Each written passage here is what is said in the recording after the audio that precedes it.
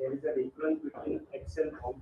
They prepare drawing first, and on the base of drawing, development team prepares Excel form. And when Excel form is converted into SAP form, in SAP system, they miss out some items. Right. But when the product is manufactured, it is prepared as per Excel form, and there is a physical inventory difference because in SAP only 8 items are consumed, but actually 9 items are consumed. See, when you have to do the things, material is withdrawn based on which form. It is on SAP. So that we have to consider. So there is a difference, and they accepted it. There should be a more, no, that should not be acceptable. More checker should be increased up to the punching person. But checker matrix should be increased. Because if it is different, then material will never tell you. Yes, it's not telling. How? We have done the audit of form, and in that specific where the forms are not matching, we check the inventory from the Basically, what happens, most of the company who working on the system, when any indent or material request is gone, they first check with the BOM. But there are, if it is not there, no, let it be 2 or 3.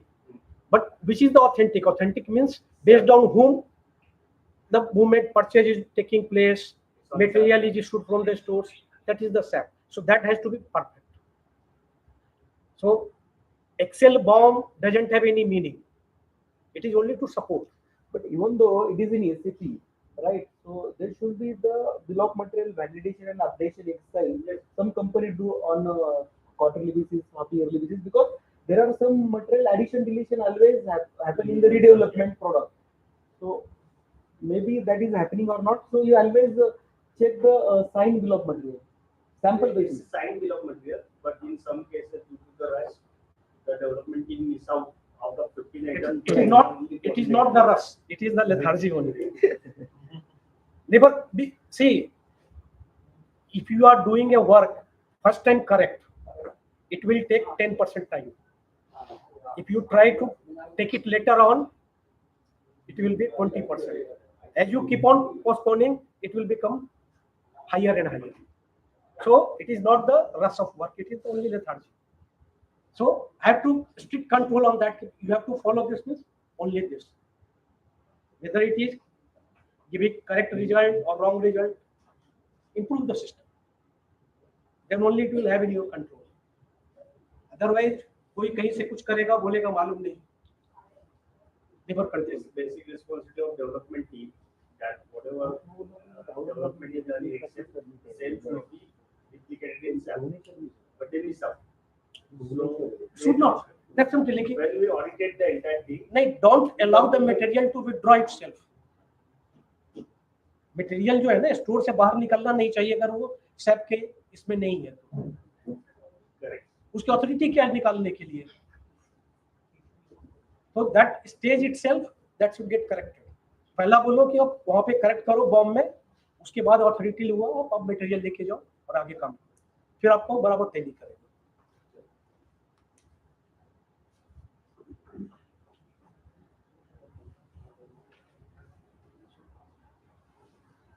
Okay, तो हम आगे की चीजों पे जाएंगे.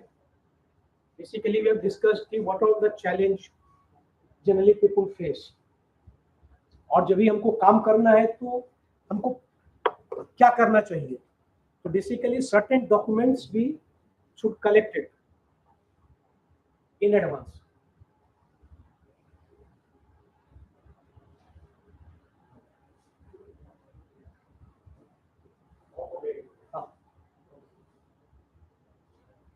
Okay, तो basically ये जो डॉक्यूमेंट्स क्या है, जितने भी जो लास्ट कट ऑफ नंबर होता है, मीन सपोज परचेज ऑर्डर है, तो ये साल के लिए कहाँ से चालू हुआ था, मतलब इससे पहले वाले साल का कट ऑफ नंबर क्या था और ये साल का कट ऑफ नंबर क्या है, तो उसका 3 कॉपी या 5 कॉपी हार्ड कॉपी आप अपने पास लेकर के रख लीजिए.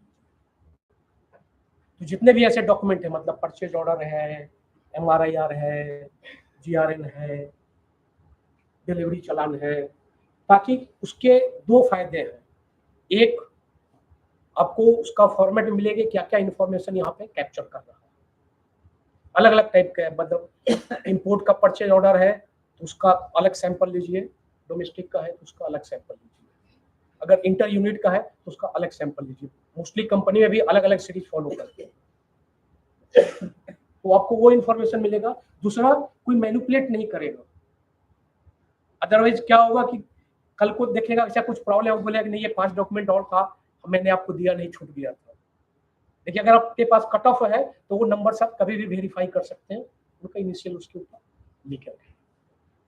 जैसे जितने भी जो डॉक्यूमेंट्स हैं, इंपॉर्टेंट डॉक्यूमेंट्स, गेट एंट्री का रजिस्टर है, कोई भी मटेरियल अंदर आता है गेट के अंदर तो वहां पे एंट्री होती है, और जब ये जाएगा तो उसका एंट्री होता है। तो अगर कोई मटेरियल आया है या बाहर निकला है तो उसका एंट्री वहां मिलेगा। तो गेट एंट्री का भी आप लास्ट पेज जो है उसका जेरॉक्स निकाल लीजिए, बीच में जस्ट ग्लांस कर लीजिए कि कहीं ओवर राइटिंग तो नहीं है।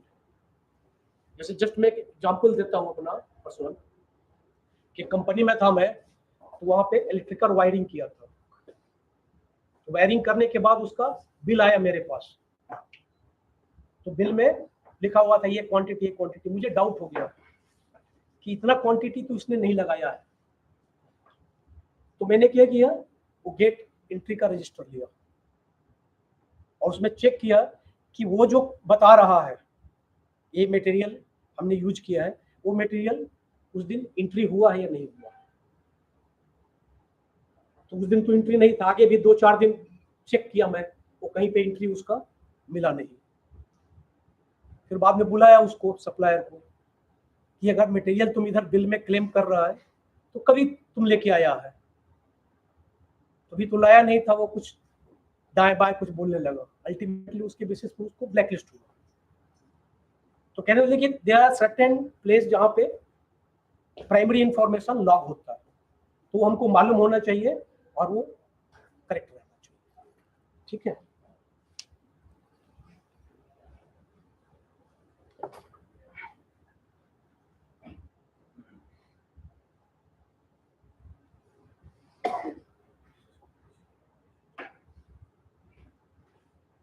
एक और इम्पोर्टेंट है, अगर पॉसिबल है तो जो आप इन्वेंट्री का लिस्ट लेते हैं तो एक विदाउट क्वांटिटी या वैल्यू लीजिए, केवल आइटम, ताकि जब भी आप वेरीफाई करने जाते हैं तो वहां पे जस्ट आप उसका क्वांटिटी नोट करके लीजिए। बाद में अपने ऑफिस में आप आकर के उसका क्वांटिटी आप मैच करके लीजिए। अदरवाइज बहुत बार पॉसिबल है कि वो देखेगा अच्छा 25 है, वो कुछ ऊपर नीचे भी हुआ, ऊपर चढ़ के बोलेगा हाँ 25 है सर। तो इससे बेहतर है कि उधर उसको नहीं दिखाने का, अगर डाउटफुल केस है तो। Process wise, line wise, standard capacity of pipeline, close tank and process vessel. Process vessel क्या है?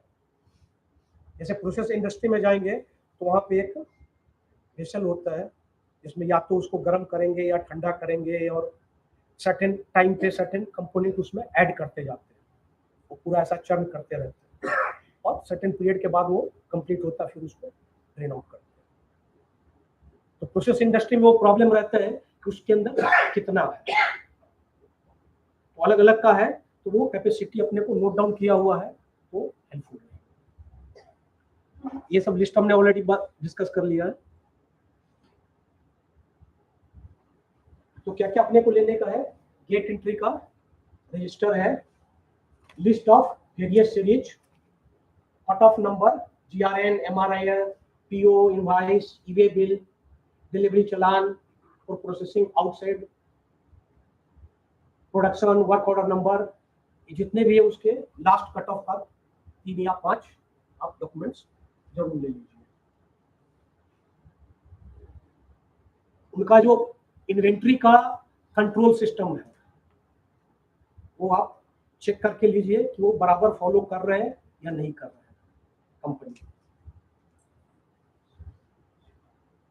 उसका जो पीरियोडिसिटी क्या है, उसकी सिंसियरिटी क्या है, और लास्ट रिपोर्ट क्या हुआ, उसमें कितना प्लस माइनस है, या प्लस माइनस होने का रीजन क्या था, वो आप उसको चेक रिपोर्ट करेंगे तो मालूम पड़ेगा। Process flow chart, process flow chart क्या है? मटेरियल किधर से आता है, वहाँ पे क्या ऑपरेशन हो रहा है, किधर होल्ड होता है और किधर एग्जिट होता है। तो एक तो हो गया कि प्रोसेस के हिसाब से, दूसरा है इन एंड आउट के हिसाब से। तो टेक्निकली बोलते हैं कि इन का गेट और आउट का गेट अलग अलग होना चाहिए, नहीं तो पॉसिबल है कि जो इन करने आया है उस लॉरी के ऊपर आउट का मटेरियल लोड करके उसको बाहर निकाल देंगे, वो मैच होगा नहीं। मटेरियल मूवमेंट का जो लेआउट रहते हैं उस लेआउट के हिसाब से फॉलो कर रहा है या नहीं हो रहा है, वो आप जब भी वेरिफिकेशन के लिए जाते हैं तो वहां पे आपको मालूम पड़ेगा। जितने भी जो डॉक्यूमेंट्स आपने कलेक्ट किया हार्ड कॉपी, सबके ऊपर इनिशियल लीजिए, कंपनी वाले का भी और खुद भी इनिशियल कीजिए, ताकि कल को या सेम डे भी आप किसी दूसरे असिस्टेंट को देते हैं तो दूसरे पेपर के साथ मिक्स नहीं होना चाहिए। नहीं तो क्या होगा कि आप बहुत ज्यादा पेपर है वो कंपनी के अंदर छोड़ के जाएंगे, वो अगले दिन बोलेगा कि सर इसमें ये भी 5 पेपर था, अभी आपको मालूम नहीं है। या बोलेंगे कि वो लेके आएंगे, बोलेंगे सर आपने इधर छोड़ दिया था, आप इसमें ऐड कर लो। तो जरूरी है कि सबका इनिशियल ले करके भाई ये 50 पेज था तो 50 ही था, 51 नहीं था, आपके तरफ से भी और उनके तरफ से भी, जिसको आपको वेरीफाई करना है। स्टोर्स लेआउट प्लान क्यों चाहिए? कि कहाँ पे किस टाइप का मटेरियल पड़ा हुआ है, तो जब भी आप वेरीफाई करने जाते हैं तो कौन सा मटेरियल को कहाँ पे आइडेंटिफाई करना है, अगर वहां पे वो नहीं है तो इसका मतलब कि वो नहीं है।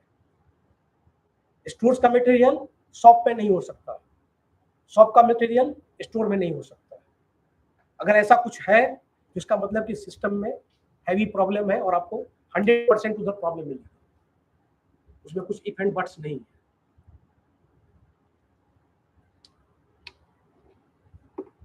स्टैट्यूटरी ऑडिटर है या इंटरनल ऑडिटर है जो आपसे पहले कुछ काम किया हुआ है, उसके रिपोर्ट में कुछ ऐसी चीजें लिखी हुई है क्या, तो वहां से भी आपको एक क्लू मिल सकता है अगर वहां पे उसने कुछ मेंशन किया हुआ है।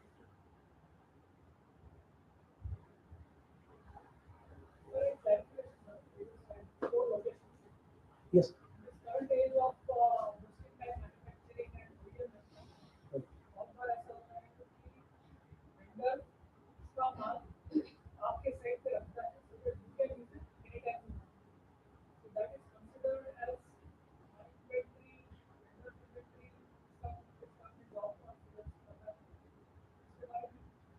बेसिकली सर क्या है, अगर कहीं से भी मटेरियल आता है उसका प्रोसेस क्या है कि पहला उसका क्वालिटी चेक, राइट। अब वो क्वालिटी चेक एक तो है कि वो स्टोर करके रखा हुआ क्वालिटी चेक करेगा फिर मटेरियल इनवर्ड होगा, दूसरा है कि वो डायरेक्टली लाइन के ऊपर भी देते हैं और लाइन पे ही वो चेक हो जाता है। अगर वो फिट हो गया तो इसका मतलब कि वो एक्सेप्टेबल है, नहीं फिट हुआ तो उसको साइड कर देते हैं, उसको बाद में रिटर्न कर देते हैं। तो बेसिकली आपका सिस्टम क्या फॉलो कर रहा है, तो कहेंगे कि जहां पे भी अगर स्टोर्स में वो, इसलिए बोला कि वो जो लोकेशन और वो जो हमने मार्क किया कि आपका स्टॉक का कहाँ कहाँ पे है लोकेशन, तो अगर वो लोकेशन वहां का इंडिकेट कर रहा है कि वहां पे इनवर्ड में इतना लोकेशन हमारा है तो आप बराबर है। अगर वो मार्क नहीं कर रहा है और मटेरियल बोलता है कि वहां पे है, जिसका मतलब कि सिस्टम को ब्रेक कर रहा है, और जब सिस्टम ब्रेक हो रहा है तो there is a possibility of error. नहीं सर, व्हाट इज आस्किंग, अगर मेरा वेंडर इन पे जो स्टॉक है वो मेरे बुक्स ऑफ अकाउंट में मेरा के कहे पाऊंगा या उसका रहेगा ना, वो तो अपना नहीं सर, आपका आप लोकल चलन पे बेच रहे हैं उसको, जो भी डिलीवर चलन पे जो भी जा रहा है that is your stock, your company stock, right. क्योंकि आप अगर देखते आपका कभी भी आप स्टोर लेजर दिखाओगे तो location only the vendor place, तो वो आपका ही स्टॉक है unless and until company follow the selling invoice. अभी बहुत सारे कि बेसिकली जब आप एक्सेप्ट करते हो whether it is on the line or by the QC, then it's become your stock। जब तक वो आपने एक्सेप्ट नहीं किया है उसको तब तक वो वेंडर की रिस्पॉन्सिबिलिटी होती है, मतलब that is subject to return. Acceptance by the QC.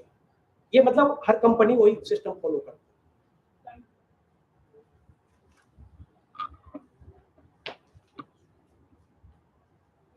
हाँ, vendor reconciliation of material sent and return not carried out at regular interval। ये वेंडर का बहुत बड़ा इशू है और हर कंपनी में ये मैंने चेक किया है, करीब करीब 90% टाइम ये मैच नहीं करता। संभव जो चालान है उसको तो क्लोज कर देते हैं, कैसे मैनिपुलेट करते हैं अलग बात है, बट आउटवर्ड और इनवर्ड टैली नहीं होता। खास करके पूना में जहाँ सीट मेटल वगैरह का जो काम है वहाँ पे बहुत ज्यादा मैंने देखा।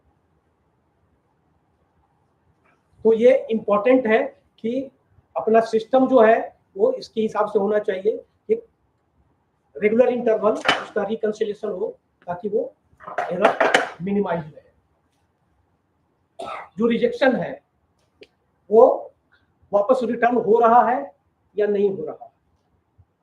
अगर रिटर्न हो रहा है तो उसकी पीरियोडिसिटी कितनी है। रिजेक्शन दो तरह का है, एक क्या है, एक स्क्रैप है। जैसे बड़े शीट ऑफ मेटल लिया उसमें से साइड का पोर्शन कट कर देते हैं तो वो एक स्क्रैप। और दूसरा है कि जो जॉब बनाए वो जॉब रिजेक्ट हो गया, वो दूसरा स्क्रैप। तो कैटेगरी वाइज वो आइडेंटिफाइड होना चाहिए और उसकी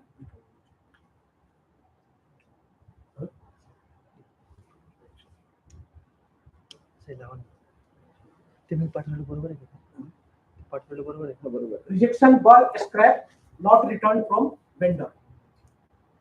वेंडर के यहाँ वो वही सालों साल रहता है, कितनी क्वांटिटी आनी चाहिए। तो बेसिकली जो हमारा आउटपुट गया है तो बहुत बार किस में जाता है, वो नंबर में जाता है, और जो रिटर्न आता है वो नंबर में आता है। उसके ऊपर जो बर वगैरह जो जनरेट होता है वो वेंडर जो है वो बहुत बार क्या समझता है कि हमारा प्रॉफिट है या फ्री में मिल रहा है। लेकिन जब ग्रॉस वेट और नेट वेट उसको आप मैच करेंगे तो आपको क्लियर कट मिलेगा कि वहां पे कितना बर हमारा भरा हुआ है। तो आइदर प्रोसेस कॉस्ट में उतना आपको डिडक्ट करना चाहिए या बर वापस मंगाना चाहिए। जस्ट मैं एक एग्जांपल दे रहा हूँ कि वर्को में मैं था तो वहां पे वेंडर ने राइज किया कि हमारा रेट जो है वो इतने से बढ़ना चाहिए। तो मैंने उसको काउंटर किया कि आपका बढ़ना नहीं चाहिए, 40% से रेट कम होना चाहिए। तो पहले तो सब लोग मतलब ऐसा शॉक हो गया, उछलने लगे। फिर मैंने बताया कि एमएस में इतना बर निकलता, उसका अगर क्रेडिट करोगे तो 40% से कम हो जाएगा। और अगर स्टेनलेस स्टील आप मशीनिंग करते हो तो इनफैक्ट आपको मुझे पैसा देना चाहिए अगर आप बर रखते हो तो, अदरवाइज आप बर को रिटर्न कर दो। तो वर्चुअली जो एसएस का मशीनिंग है वो फ्री में होना चाहिए, मतलब हमारा जो कंपोनेंट था उसके हिसाब से। तो बाकी जगह भी इस टाइप का सिचुएशन होता है। जबकि उससे पहले क्या था कि अगर एमएस का मटेरियल है तो 1 रुपया देते हैं, एसएस का है तो 1.25 बोलते थे कि ये मटेरियल थोड़ा ज्यादा एनर्जी लेता है। बट बर का ये कंसीडर करेंगे तो ऊपर से उनको पैसा देना चाहिए। तो ये छोटी छोटी चीजें हैं बट काफी आपके कॉस्ट में इम्पैक्ट करता है। जब भी आप जाते हैं, जैसे हमारे एक बॉस थे तो क्या बोलते थे कि अगर आप किसी कंपनी में जाते हो ऑडिट के लिए या इसके लिए, अभी जैसा बहुत बार है कि जैसे मान लीजिए पानी का बोतल है, तो पानी के बोतल में अगर हम देखेंगे तो क्या है, एक बोतल है, एक कैप है और एक इसका लिफलेट रैपर। देखिए अभी आप कंपनी में जाके ऑडिट करेंगे तो क्या मिलेगा कि बोतल का क्वांटिटी कुछ और रहेगा, कैप का क्वांटिटी कुछ और रहेगा, रैपर का क्वांटिटी कुछ और रहेगा। और कहीं कहीं पे भी ये ह्यूज डिफरेंस होता है, खास करके जैसे डेयरी इंडस्ट्री है। क्यों? क्योंकि वहां पे सर्टेन आइटम को जीएसटी है, सर्टेन आइटम को जीएसटी नहीं है।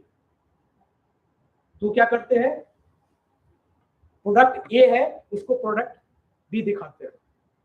लेकिन जब ये मार्केट में जाएगा तो उसको पैकिंग मटेरियल तो उतना यूज करना है, तो उसकी वजह से वो ऊपर नीचे होता है। तो कह रहे क्या है कि एक कोई भी चीज का एक लिंक होता है, और लिंक अगर एस्टेब्लिश करेंगे तो बराबर हमको चीजें मिल जाती है।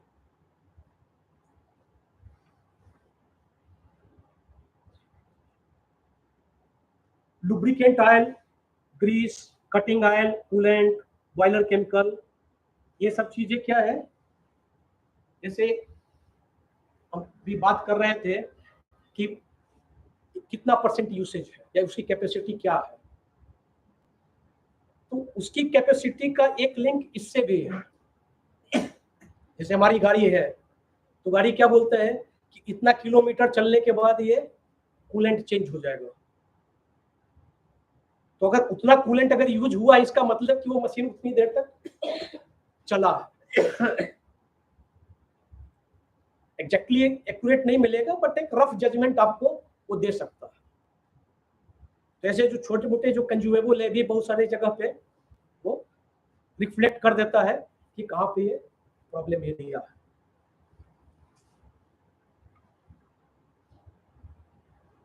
तो ये यहीं पे खत्म हुआ, भी टाइम है तो फिर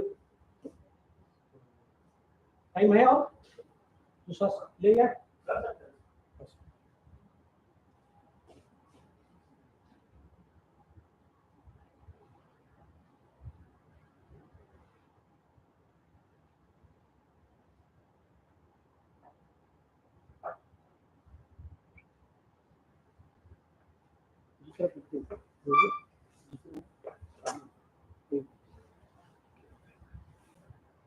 आपने डाउनलोड किया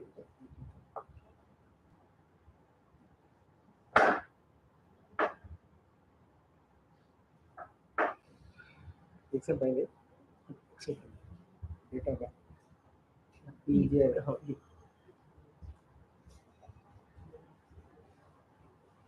रहा है क्लियर?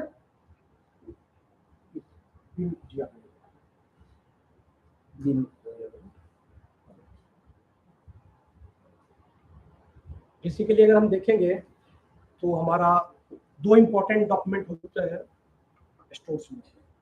एक क्या है, बिन कार्ड है, राइट, और दूसरा क्या है, जीआरएम। कोई भी मटेरियल आएगा तो वो जीआरएम उसका बनेगा।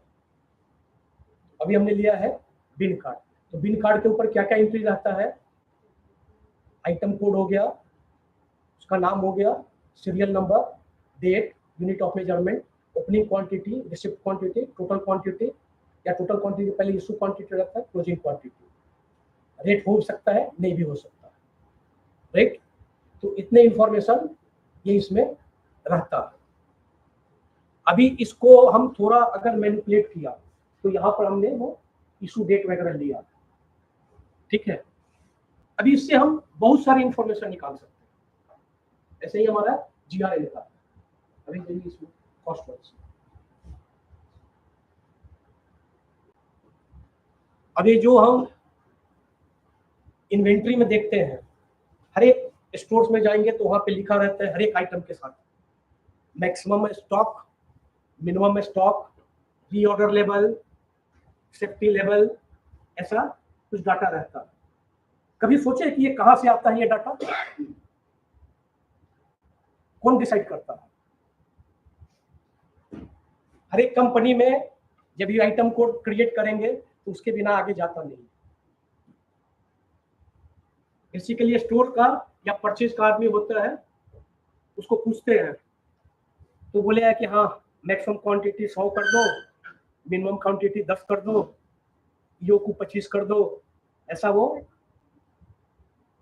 सेम आदमी से मतलब रात में पूछा फिर सुबह पूछेंगे तो 100 को 150 कर सकता है या 75 कर देगा।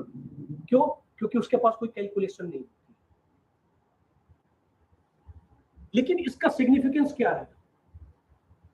आप किसी भी कंपनी में जाओ, अगर आपने ये लेवल बराबर डिसाइड किया है तो कम से कम 30% से लेकर के 70% आप इन्वेंट्री कॉस्ट कम कर सकते हैं। क्यों? क्योंकि जो मटेरियल आता है और यूज नहीं होता है उसके ऊपर क्या करते हैं, इंटरेस्ट पे करते हैं। तो जब इंटरेस्ट पे कर रहा है तो क्या है, वो बेसिकली कॉस्ट हमारा जा रहा है। कुछ आइटम उसमें से एक्सपायर हो जाता है, कुछ आइटम यूज ही नहीं होता। जैसे मान लीजिए अभी 5G आया है, उससे पहले 2G था, तो जो भी 2G कंपनी जो था उसने जो स्पेयर्स या जो इन्वेंट्री ला के रखा हुआ है, अभी चेंज हो गया 5G, तो 2G का क्या करेगा? तो वर्चुअली उसके लिए कोई काम का नहीं है, लेकिन फिर भी वो स्टोर करके रखता है। तो इसलिए जरूरत क्या है कि साइंटिफिकली हम उसको कैलकुलेट करें। तो सबसे पहला क्या कैलकुलेशन आएगा? EOQ, economic order quantity. Economic order quantity के लिए क्या चाहिए? Ordering cost and inventory carrying cost. अभी सोचा ऑर्डरिंग कॉस्ट में क्या क्या चीजें आनी चाहिए?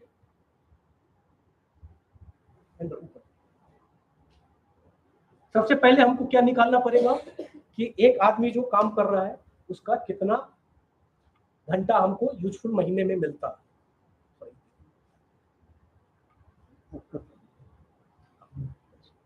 तो ये पहला हमने क्या निकाला कि साल में साल कितने हैं, उसके वीकली ऑफ कितने हैं, अवेलेबल कितना होगा, ऐसा करके एक महीने में वो कितने घंटे काम करता है, 162.5 आवर्स, बराबर है। तो उस डिपार्टमेंट का एवरेज सैलरी क्या है, उसको हम इसके डिवाइड करेंगे तो हमको मिल गया कि ये डिपार्टमेंट का पर आवर रेट क्या है।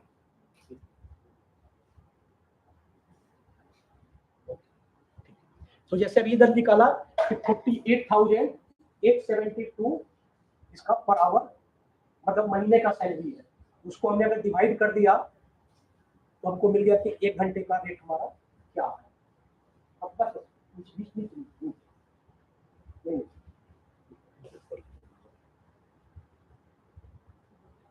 अभी हमारा एक्टिविटी क्या है, अगर परचेज कर रहा है तो परचेज का एक्टिविटी है वेंडर का selection, PO preparation, PO approval, PO dispatch, follow up, quality clearance, GR preparation, forwarding, unloading, storing in racks, upkeep, issue to production. यहां तक ये एक्टिविटी वो आदमी कर रहा है। तो डिपार्टमेंट वाइज हमने सबका वो लिया कि कितना उसका है और कौन से डिपार्टमेंट का क्या एक्टिविटी है और एक प्रोसेस को कितना टाइम वो दे रहा है। जैसे वेंडर पीओ बनाने का तो कितना टाइम उसको लगता है एक आदमी को, तो ऐसा करके रफली हमने निकाला कि रेट और उसका वैल्यू कितना।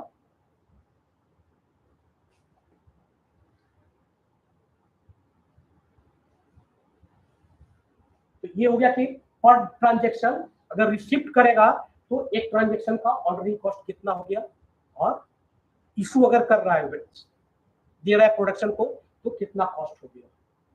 अभी इसमें कुछ छूट रहा है आपको लगता है? जैसे इसमें कुछ चीजें नहीं इंक्लूड किया हुआ है, क्या है? अगर ट्रांसपोर्ट है या इंश्योरेंस है तो वो इसमें नहीं लिया हुआ है। स्टेशनरी भी सर, स्टेशनरी है। हाँ स्टेशनरी है, मतलब ऐसे थोड़ी थोड़ी चीजें हैं जो छूटा हुआ तो उसको भी हम ऐड कर सकते हैं, ये बेसिकली सैंपल के लिए। तो ऐसा करके हमने निकाला इसका कि ऑर्डरिंग कॉस्ट हमारा क्या है एक ऑर्डर का, और ये दूसरा टेबल किया कि इन्वेंट्री कैरिंग कॉस्ट कितना है। तो कैपिटल कॉस्ट हो गया, मतलब basically nothing but interest bank को जो पे करते हैं, इंश्योरेंस हो गया, स्टोरेज स्पेस का हो गया, इन्वेंट्री रिस्क हो गया। ऐसा करके हमने निकाला कि इन्वेंट्री कैरिंग कॉस्ट कितना। ये दोनों को मर्ज करेंगे तो हमको क्या मिलेगा? EOQ, सेम बिन का डाटा एंड GRN डाटा। इससे हमको और क्या मिल सकता है?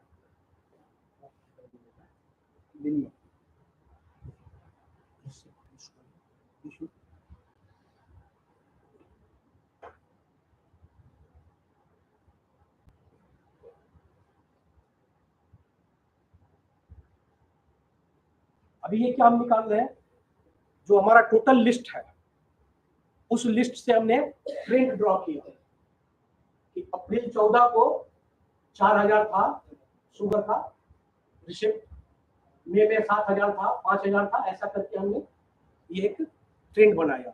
इस ट्रेंड को कहाँ यूज कर सकते हैं? आप प्रोजेक्शन के लिए यूज कर सकते हैं। इसमें ऑलरेडी एआई का फीचर दिया हुआ है, तो ये पास्ट डाटा के हिसाब से प्रेडिक्ट कर सकता है कि फ्यूचर में आपको पर्टिकुलर साल में कितना का रिक्वायरमेंट आने वाला है। वैसे ही इशू का भी वो निकाल सकते हैं।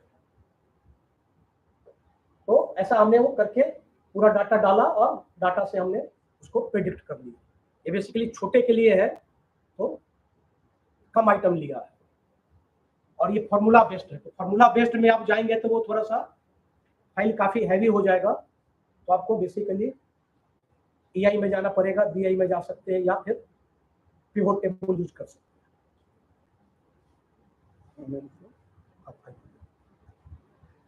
तो फाइनल में इसके हिसाब से हमने क्या निकाला कि रीऑर्डर लेवल क्या होगा हमारा कि maximum lead time into maximum consumption. तो एक्चुअल डाटा के ऊपर से आपने सभी लेवल अगर एक बार डिफाइन कर लिया और ये डिफाइन करके जो हमारा स्टोर्स का लेवल है उस लेवल से इसको लिंक करके अगर फ्लैग आपने कर दिया कि जैसे अगर मिनिमम क्वांटिटी पे आ गया तो किसको किसको इंफॉर्मेशन जानी चाहिए, रीऑर्डर लेवल पे आया तो किसको इंफॉर्मेशन जाना चाहिए, तो क्या हुआ कि इन्वेंट्री का टोटल डिसिप्लिन आपके यहाँ लग जाए। और जब ये लगेगा तो क्या होगा कि ओवरऑल इन्वेंट्री का जो लेवल है वो आपका रिड्यूस हो जाएगा। तो ये बेसिकली फॉर्मूला बेस्ड नहीं करके आप एआई बेस्ड और ये जो है पिवोट बेस्ड कर सकते हैं। ठीक है sir, next question. Any questions? कोई क्वेश्चन है?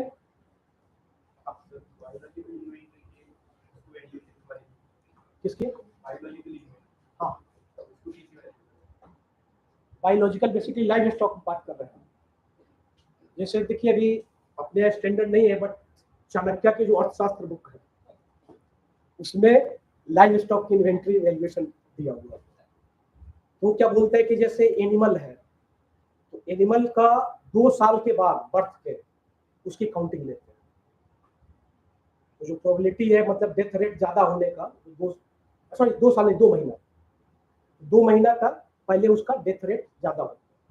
तो बेसिकली जब भी लाइव स्टॉक है तो उसका एक सर्टेन पीरियड आप बोल सकते हैं कि ये पीरियड के बाद हम इसका काउंटिंग लेंगे और उसमें वो भी प्रोसीजर होता है कि उसको मार्क करने का हर एक का। जैसे आजकल देखते हैं बहुत सा वो कान के ऊपर ऐसा कुछ लगा कर रखते हैं, पुराने जमाने में वो गर्म करके ऐसा सरिया से ऐसा उसको मार्क करते थे, तो जिससे मालूम पड़ता था कि ये राजा का मतलब वो है लाइव स्टॉक है या फार्मर का है या ऐसे ही बिना ओनर का है। अगर उसको कोई मार्किंग नहीं है मतलब उसका कोई ओनर नहीं है। तो ऐसा सिस्टम मतलब पहले भी करते थे, आजकल वो स्टैंडर्ड में नहीं बट अभी वो आएगा एग्रीकल्चर और जो लाइव स्टॉक का जो है। बट अभी जो अकाउंटिंग स्टैंडर्ड दिया है उसमें भी वो फॉर्मेट है, बट वहां पे वो थोड़ा सा कॉशन रखना पड़ेगा कि जहाँ पे डेथ रेट ज्यादा है वो पीरियड को थोड़ा सा अवॉइड करके फिर आप काउंटिंग किसका नहीं। बेसिकली क्या है कि सभी का एक ब्रीड होता है और ब्रीड का एक मार्केट रेट है, बराबर है ना, और उसका एक टाइम पीरियड होता है कि इस टाइम के बाद वो मैच्योर होता है। So they are actually he is working in the poetry मतलब जो ये है ना हाँ, बराबर। पोएट्री फॉर्म, तो उस हिसाब से पूछ रहा है। तो वही बोला कि वहां पे भी जैसे है ना कि मान लीजिए जहाँ पे डेथ रेट आपका कंट्रोल में आ गया उसके बाद जो पीरियड है तो उसका मैच्योरिटी पीरियड कितना है, और उस मैच्योरिटी पीरियड के ऊपर जैसा जो अपन ने बात किया कि कॉस्ट टू कंप्लीशन, तो कॉस्ट टू कंप्लीशन आप कितना एक्सपेक्ट करते हैं और डिस्पेचेबल जो एनआरवी है वहां पे उसमें से कॉस्ट टू कंप्लीशन आप लेस करके जो वैल्यू है वो वैल्यू ले सकते हैं। ठीक है, और किसी का कोई क्वेश्चन है? ठीक है, Thank you. So that was an insightful session. Your expertise, your expertise has truly added value to understanding of inventory data. So now I would like to call CMA Kunal Vakte sir for vote of thanks. पहले appreciation तो करो तो delegation करूंगा पहले appreciation होगा फिर भाई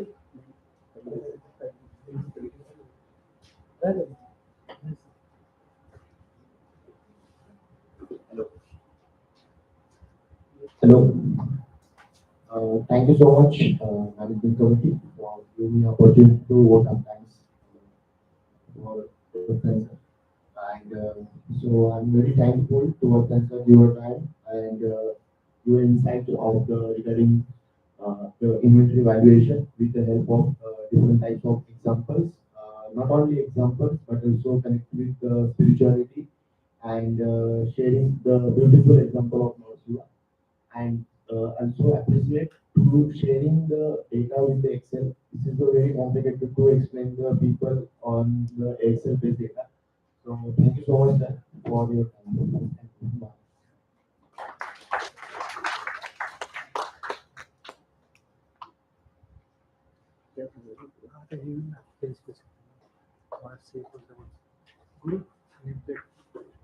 On behalf of our PCA chapter, we would like to present you with small token of appreciation, sir. I would like to invite CMA Amar Amle, who is a practicing cost accountant.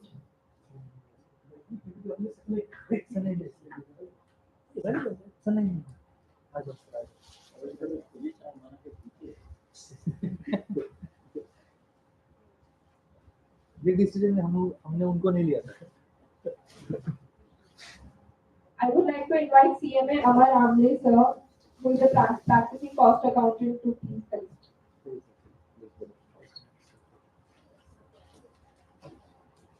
एक minute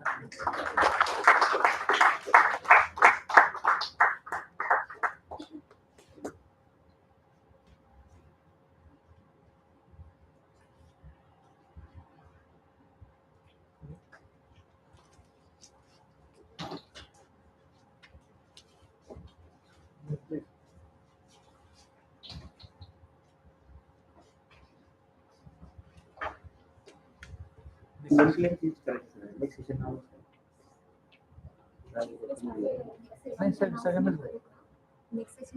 हाँ पहले तो decision पहले बोलो और change करूंगा So, good evening everyone again. Now, moving towards our next segment, we have CFO's perspective on inventory valuation and financial optimization. So, we have with us Chief Financial Officer of the leading industry. So, I would like to invite all the chief guests on the dais, CMA Vinod Patodia sir, who is General Manager and Business Controller at Danfoss Power Solutions. So, please come on stage.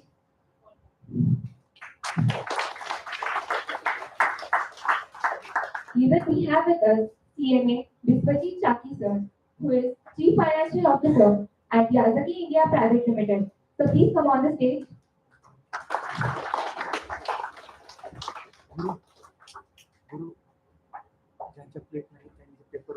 We have with us CMA Vinod Shete sir, who is CFO at Chandukaka Saraf and Sons Private Limited. So please come on the dais.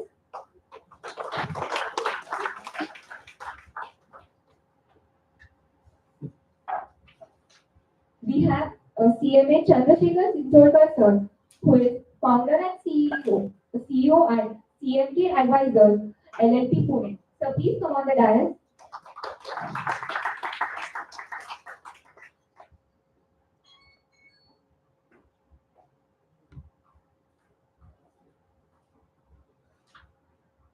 We have CMA Suhas Kulkarni sir. He is advisor in GST compliance, audit and litigation. So I would like to invite you on stage.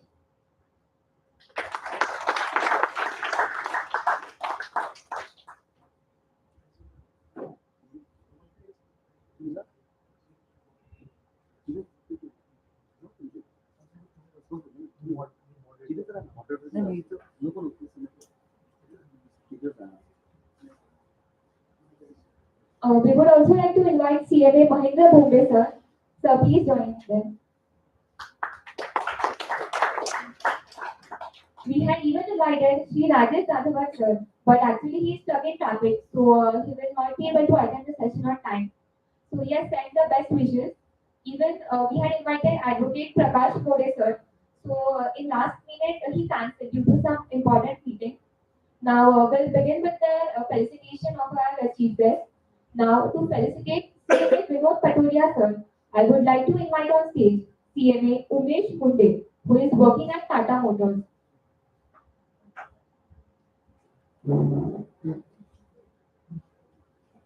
And even CMA Lalita Deepak to present them with sapling.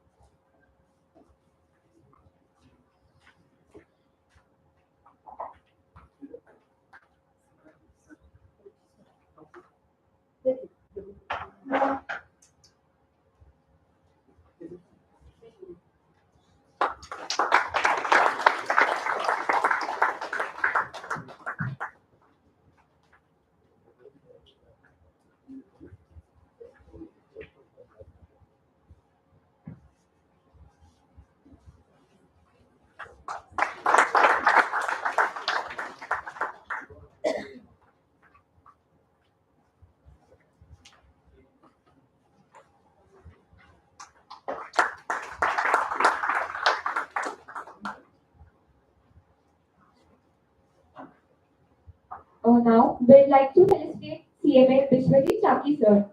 I would like to invite on stage CMA Swapnil Bed, who is a practicing cost accountant, to present sir with a trophy and shawl.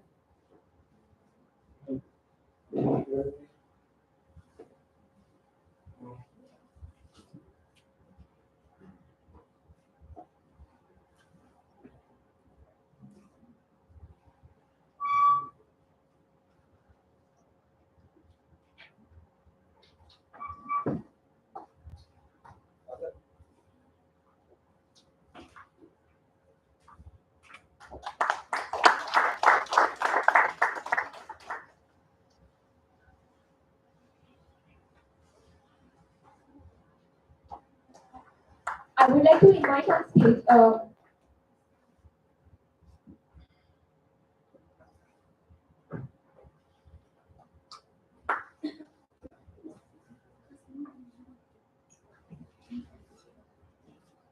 now we would like to felicitate CMA Vinod Shede sir. For this, I might invite on stage CMA Kunal Bhakte, who is joint secretary, to present them with shawl and trophy.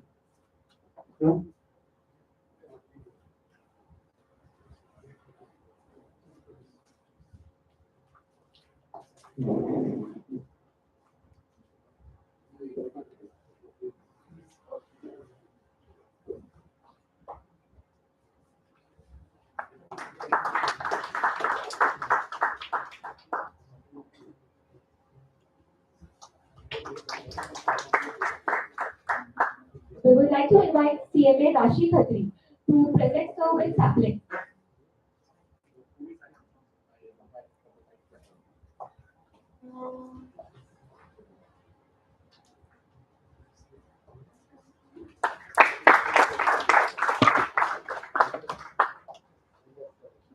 Thank you, sir and ma'am. Now, we would like to felicitate CMA Chandrasekhar Chittorkar sir. For this, I invite on stage CMA Rupali Kothavale ma'am, who is Vice Chairman and Pimpri Chinchwad chapter, to present sir with shawl and trophy.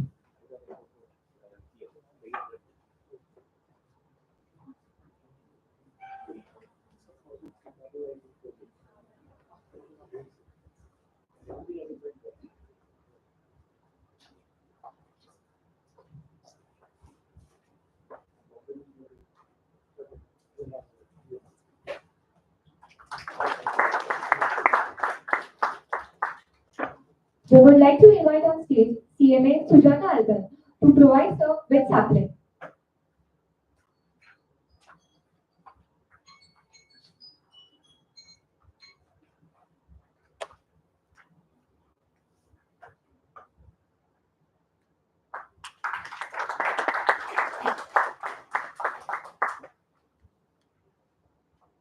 Thank you, ma'am. Now we would felicitate CMA Suhas Kulkarni sir.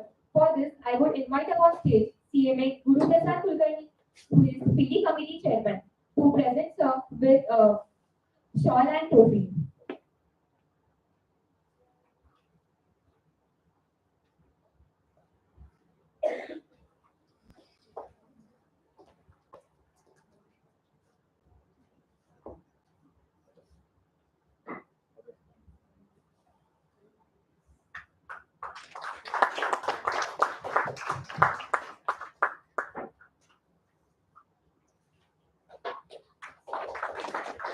I would invite CMA Sandeep Malpani to give service sapling.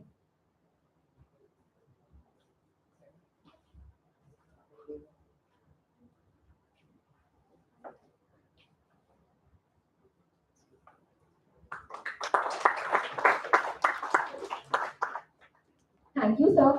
As we are done with felicitation, so we'll proceed further. For this, I would like to hand over to CMA Sagar Malpure, sir. Thank you. Thank you, Aditi. So now we will start with all the questions.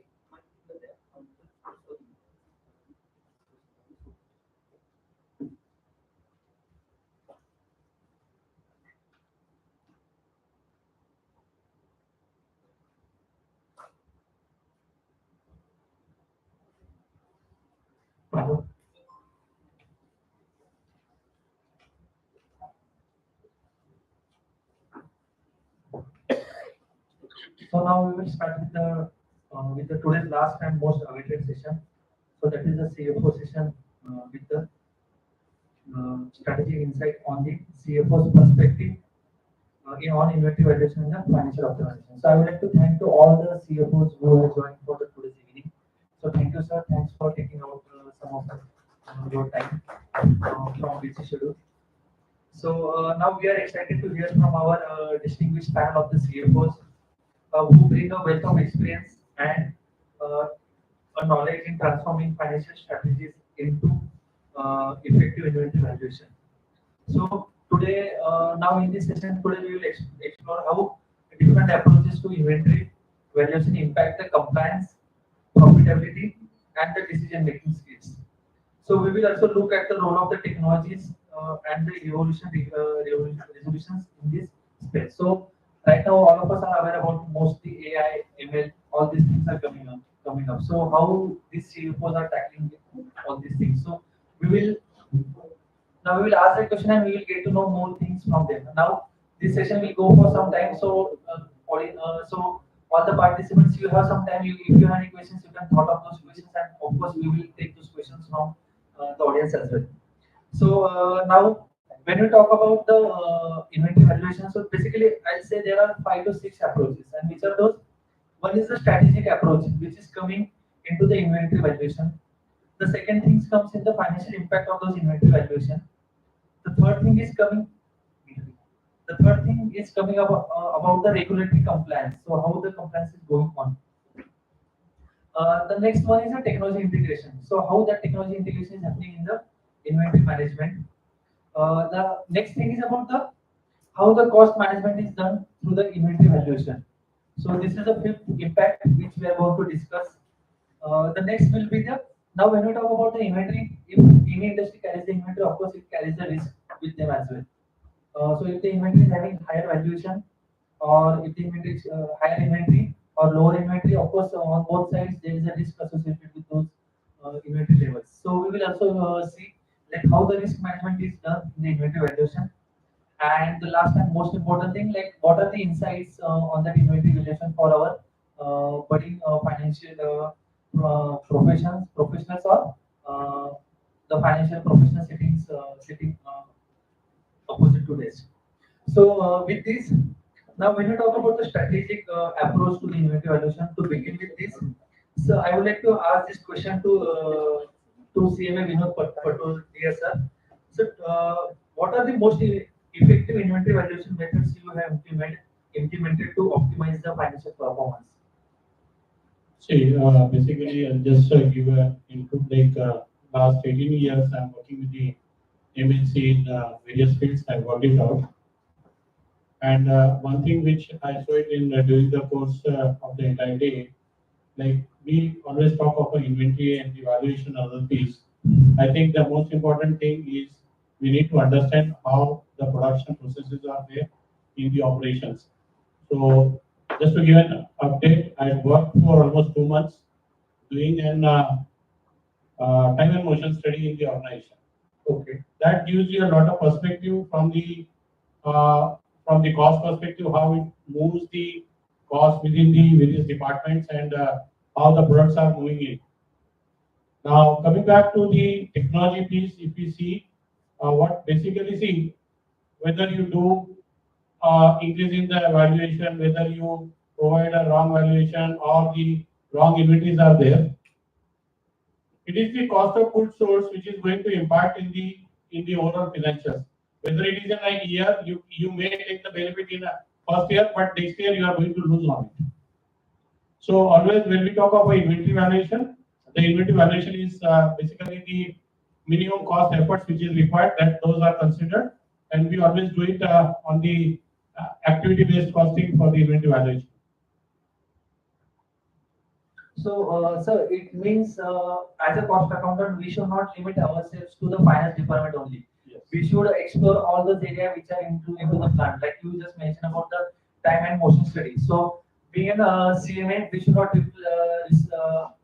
we should not restrict ourselves only to our department. So, we should go to the production department. We should go to the shop floor, how the things are working and how those whatever time and motion all those studies are there. So how those things are contributing to the cost, because all these costs will add up to the definitely some value of the inventory. So thank you, sir. Thank you for. Just to give you an update into that, like once you get into the operations and you understand the operation, whether it is a steel industry is there, it is a food industry is there, or it is an assembly is there, more or less the production order issues, receipts and consumptions. The process, if you know, you can take a review of the industries. So that gives the biggest advantage, because normally even if the audit comes, it is not necessary that you will get the audit from the manufacturing organization only, or you may not get the industry from the steel industry, which is the process industry. But if you know the intricacies of the operations, you can do anything. So it means we should not also restrict to only to by heart all those Yes. steps and process. So we should apply our mind as well, and where we should get to know like what are the crux of that process and what is the crux of that industry. So that if we get to know that crux, then definitely those processes, those thumb rules can be applied to any industry. So thank you, sir. Thank you for giving this insight. And actually, you throw a great perspective on this inventory valuation. So, sir, my next question is like, how do you balance between the accuracy in inventory valuation and need for the operation efficiency? Because operation efficiency is also one of the most important part, which comes and plays an important role in the valuation. Because operation efficiency goes down, definitely my cost and labor cost will increase, and that will impact my inventory valuation as well. Yeah, what you touched upon is the right aspect, because when we talk of an industry which is in manufacturing industry, wherein in a finished goods you might have 50 to 100 components, and even if the one component is not properly planned, you will have the impact on the production itself. So what we are doing it is basically the base content, the base issues comes with the customer order is the base.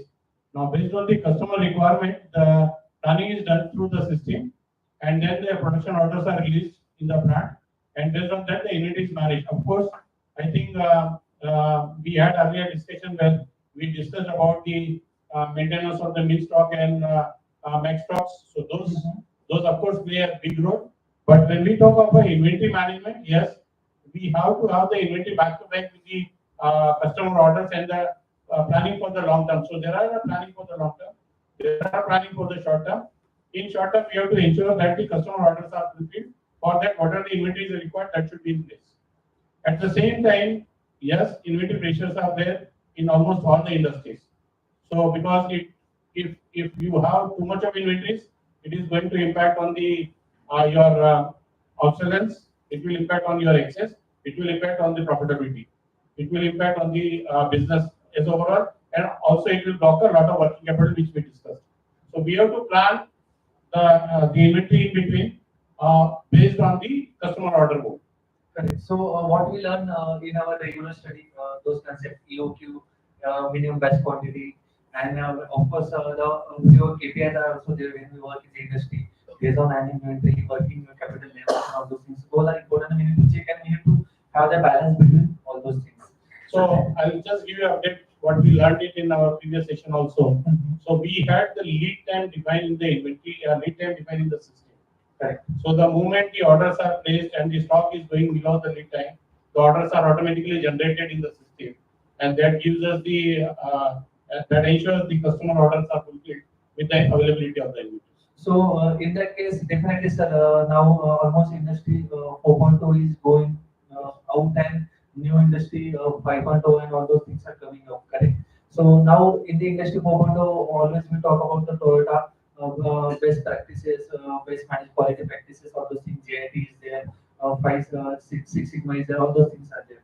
So we need to implement all this concept, and definitely actually it is a great area for the cost accountant as well. If we learn all those things, definitely that we can give those suggestions to the industry as well. Like how can we implement all those JIT and all those systems so that inventory level at the industry will also get minimized.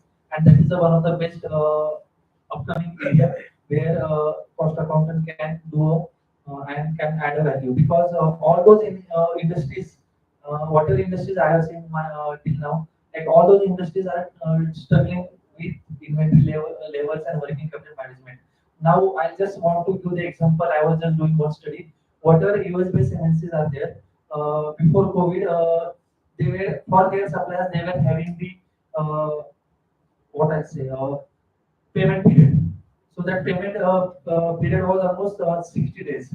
Now, if we see the payment period for those companies has been increased from the 60 days to 120 days. So that has become almost double. Now, when we talk about this doubling of the payment period for the suppliers, of course, the pressure is getting created at the supplier end as well. So, if one of your customers is the supplier of those MNCs, US-based MNC, and of course, MSME industries has been removed from this law, because as per government rule, we have to MNCs have to pay the payment within 45 days. But definitely, when we are working for one of our customer and that customer is supplying all these goods to the MNC, definitely we need to consider all those things. And this payment period is playing a very crucial role into those things. So, sir, thank you for bringing up these impressive technology. So, not technology, I'll say impressive view, like how right valuation methods can optimize the both performance and the efficiency. So, thank you for this insight. Now, now we will move ahead for the next one. Like, what is the financial impact of the inventory valuation? So, my next question is to Suhas Kulkarni, sir. Sir, like, if you are moving to the financial impact, like how does the inventory valuation influence your financial statements and key performance indicators? Just we discussed a few minutes before, like working capital improvement and days on inventory. So how these are playing the role?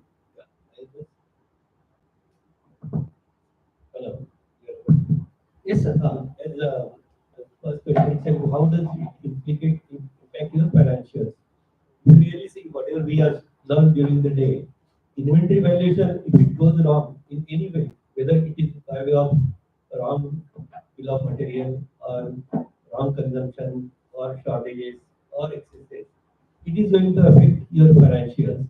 And inventory valuation is the most important item which is being reported in your financials, which is balance sheet. If your inventory goes up or down, it will certainly going to impact your profitability. Whether in any way, whether it is due to wrong way of maintaining inventory, there is excess inventory, or there is shortage of inventory, that will also affect your performance because your production will get affected. So from all perspective, as far as our balance sheet is concerned, inventory valuation is the most important item, which there are so many issues involved, the way we just discussed during the day. If your bill of material is wrong, the way sir has told, your Excel shows 10 items, but your BOM shows 9 items. Naturally, there will be a shortage, there will be short consumption, and there will be inflation in profit, which is actually wrong because it's not a correct way of reporting. But your financial will show if you go totally by system.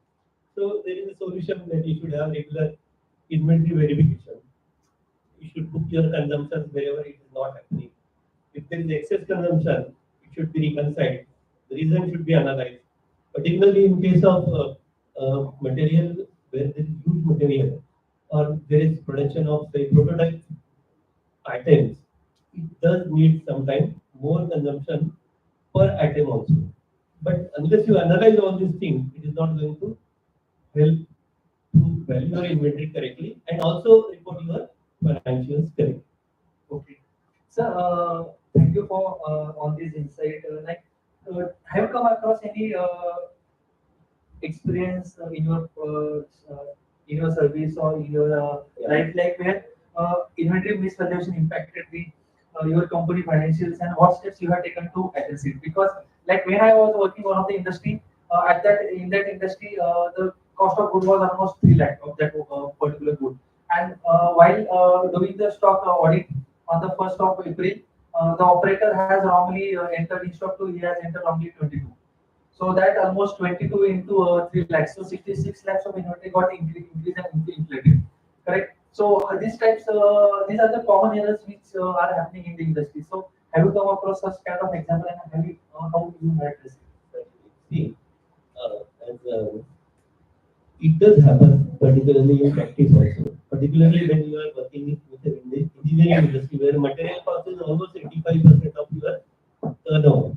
If you go to a specific material intensive industries, you will find that if your material cost is 85% and all other elements of cost are hardly around 20%. Naturally, if you do any variation in your inventory valuation, it is going to affect your financials. The way I just explained you, suppose you have a prototype vehicle. I was working with the vehicle manufacturing industry. For a prototype vehicle, suppose you are manufacturing say 50 vehicles. So actually, let us take an example, it needs axles. So one vehicle needs 2 axles. So actually for 50 vehicles, there should be consumption of 100 axles. So practically, there was a consumption of 500 axles. You can see, instead of 100 axles, 500 axles got consumed. What is the reason? Because this being a prototype, all the axles were also prototypes. When initially, out of 10, 9 got rejected and has to be parked as scrap in prototype vehicle. See, unless you go through what is the reason of such high consumption, you will not be able to identify the reasons also. So it does happen particularly in material intensive industries. And most important thing is also the way he says sometimes valuation goes wrong. Suppose in the automotive industry, suppose we have got a procurement of some not bolts to small item. Normally the pricing is 1 rupee say per number. But in valuation, if you have put 1,000 rupees per number, it is going to affect your valuation. So this also affects valuation, it affects consumption, it affects profitability. We need to identify such wrong valuation. There are so many times the item gets valued at 0 rupees. So it results into undervaluation also. So valuation is of inventory is most important thing. How does the consumption happen is also important. And once you get your consumption report, you should go through it in detail, analyze it, whether it is as per variant or not. If it is a variation, identify the reason and take corrective action. Thank you, sir. Thank you for. I have one point to add here, which I think we have not covered here, and I experienced in not now, but in the past. See, it is not intentional one, but it happens, and many times it is impacting. We don't come to know. We will come to know only when the work orders are closed in the industry. See, every year, generally the costs are rolled up, standard costs are done in an industry. And since continuous production is there, your all the work orders are not getting closed. So when a work order is issued with the old rates, say for 2022 rates has been done, that work order is continued, it is not closed. There are and the changes, the production is happening, and then somewhere in 2023, the production is continuing, the debit and credit which is happening, your cost is changed. Now, even if the cost is changed, if you don't close the work orders, the variance still remain within the work order. The moment you change that close, Correct. You look at from an Indian perspective, BRSR has come, business system of the celebrity reporting. and it is applicable to top 1,000 companies. So top 1,000 companies control 70% of India's market capitalization. So it's going to be a significant impact because they do it their entire, and beyond those top 1,000 companies, the guidelines very clearly mention about value chain and supply chain partners. So everybody in the system is going to get covered. These people can actually tell you, because I recently done a ESG implementation for a 500 crore company, so I'm aware. And they supply to everybody except Bharat. So everybody they supply. I've done it and I've seen the challenges, what kind of dashboards are there, what kind of scores they get, and how much is the, in terms of the improvement expectation, what is the deadline, and what are the timelines they given. So if certain client has got a score of say 54 out of 100, he's been told in 2 years you have to improve to 80. How do you improve to 80? And then these are all challenges. Then comes CBAM, that is carbon border adjustment mechanism from Europe. Yeah, I think there is somebody here from Tata Motors, right? So Tata Motors from 1st of October 2023, if I'm not wrong, is reporting on CBAM. Every quarterly basis, they are reporting what are the carbon emissions. Today, it is only reporting from 1st January 2026 will be tax. And the impact on steel, cement, fertilizer, electricity, then hydrogen, all these related areas are going to be significant. In some cases, the impact is going to be as high as 8 to 10%. So whatever you supply to Europe, the impact is going to be that much. So it is going to be immensely important area for cost accountants to work upon and see how best your knowledge could be utilized from the point of view of management of the inventory and the valuation. Because transition is going to be the most painful area. It is going to be very strategic area. Difficult for you to do a 3 to 5 years sort of a planning. It is going to be a 10-year area of planning because it's going to be strategic. So, and one more point I would like to add: say somebody like if Europe wants you to export green steel now, any component that is going to be Europe has to have a green steel component in it. So, is your process using coal? Is your process using coke? If it is coke, then if you look at the recent taxonomy released, green steel, it says that government is encouraging usage of biochar. And today only I got a message that SAIL in Durgapur steel plant has used, instead of coke, they have started using biochar. So what is going to be the supply chain for biochar? How do you maintain the inventory? What is going to be the costing and pricing for that? I think these are going to be the biggest challenging areas for India. Tata Steel is facing significant challenges. First time in the history of Tata Steel, they have developed a pipe which can actually carry hydrogen. Hydrogen is a very lightest gas, and it is going to be the next transition. I do a lot of events and seminars on hydrogen. I've done 2 events with Symbiosis recently. So I'm aware as to how things are going to change in terms of impacting the entire transition. And emission factor is electricity 40%, manufacturing process 40%, mobility is 20%. So you can imagine the impact. So, sir, yes, you just throw out 2 main points which I'll cover after the after hearing from you, sir. There is another one factor is the geopolitical issue, and right now, as you are aware, the tariff war is going on.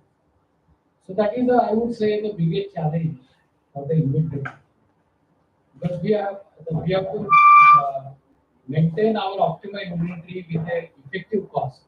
So I would say this is the most important aspect. The CFO has a pivotal role to go beyond the numbers. He has to emphasize on the strategy. Is what is the important on the say Russia-Ukraine war? It may be continue or not, and the tariff which war is with USA and Europe, it definitely is impact on India because we are not isolated. So I would say this is the biggest challenge because it may uh, uh, downsizing some of the industry or this thing. So I would say this is a crucial. We have to see and we have to watch carefully and make our strategy. Just to add up on this, I'm not sure how many of we are involved into the international transactions. Government is continuously releasing the QCOs, quality control orders, and I believe the biggest one is coming, which is going to be a hurdle, which will be in July, August. Within the machine imports, the requirements has been put up for BIS requirements are there. So mainly the industry, if you go for the quality products, definitely automations, you are importing the machines outside India, and that will have a real problem from July, August, unless government takes another delay or they extend the period. Otherwise, they have started with the nuts and bolts fasteners. There's the QC has been come up, and it was a real challenge to build, like, if we are manufacturing a product like maybe an automobile is there or hydraulics is there, wherein we need a particular strength of that particular material which is not available in India and we have to import it. But with the QCO, they have stopped it. Similar actions are happening with the, like in automotive, your walls are manufactured for that. You have to import the steel. Now I understand that the foreign countries who wants to do the business in India, they are going for BIS registration. They are going, and the team from here, they are visiting there and they are providing the BIS registration because the steel import is not allowed by the steel ministry. It gets stuck, even if it is been imported, it gets stuck at the customs. So these are the regulatory challenges which is going to be there. Now coming back to the end of provision and obsolescence, I think when we talk about, I'll talk about more of hydraulics industry. Each of the products has got a shelf life, like okay, that particular will run for 8 years, 10 years, 12 years. So once that has been done, we put it in the system, we declare it as an obsolete. So the production stops in almost across the globe wherever we used to produce it. What we did it, another thing is like we defined our product lines into, we have manufacturing of 15 product lines are there. And 15 product lines has got different controllers. So what you are doing is you are dividing the inventories between the 15 groups. Okay. And then a stringent policy has been done. Any inventory which is above 1 year, by default 38% has to be provided in P&L. And if it is more than 2 years, 75% we have to provide it. We are not writing it off, but it is a provision. It impacts the profitability for the businesses, and then so it gives the attention to all the 15 controllers to ensure that there is no excess material either, or there is no obsolete material which will impact to their profitability and reporting for the organization. So 30%, 70% of that inventory. Yes, yes. Based on their Based on aging, purely will be based on aging. Thank you, sir. Could you just summarize in one line what is the case here, and can we see it is an opportunity for the same in the coming months or years?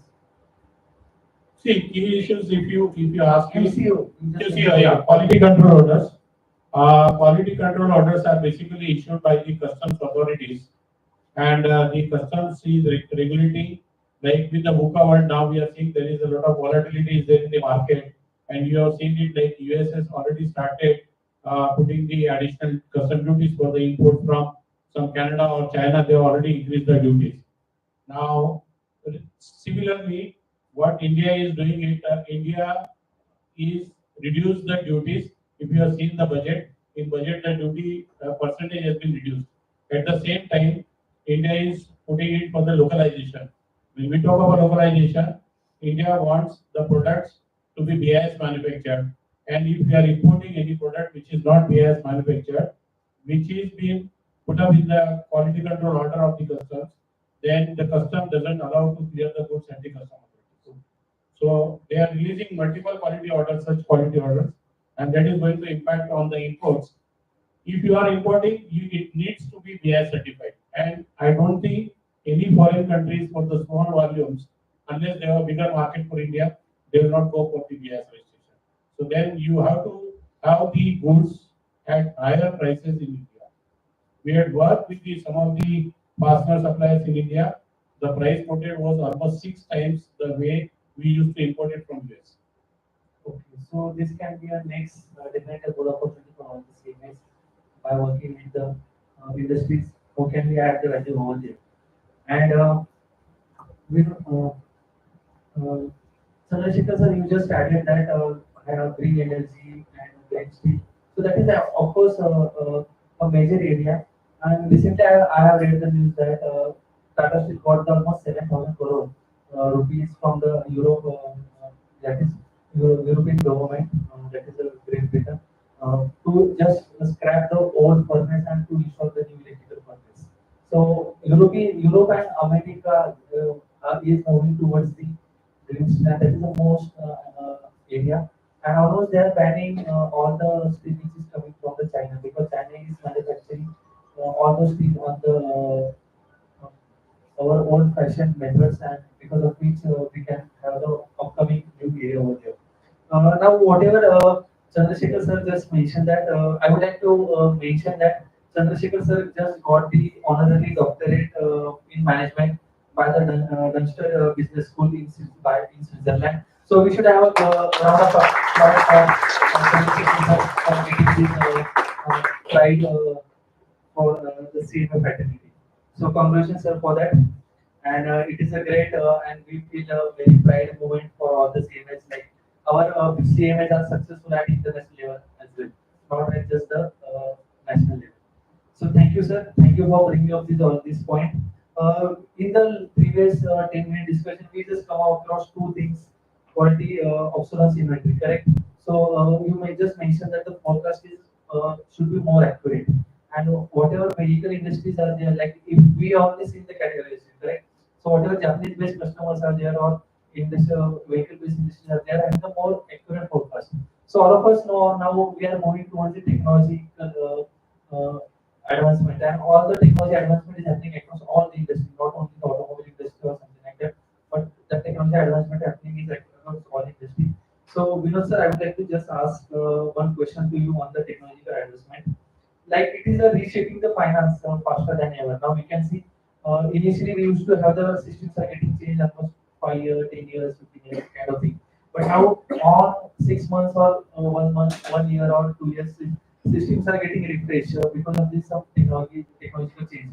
So how has this digital transformation like AI, ML, and ERP system enhance the accuracy and efficiency of the inventory valuation in your organization or based on your experience? Could you just throw some light on this? After this, later on the question.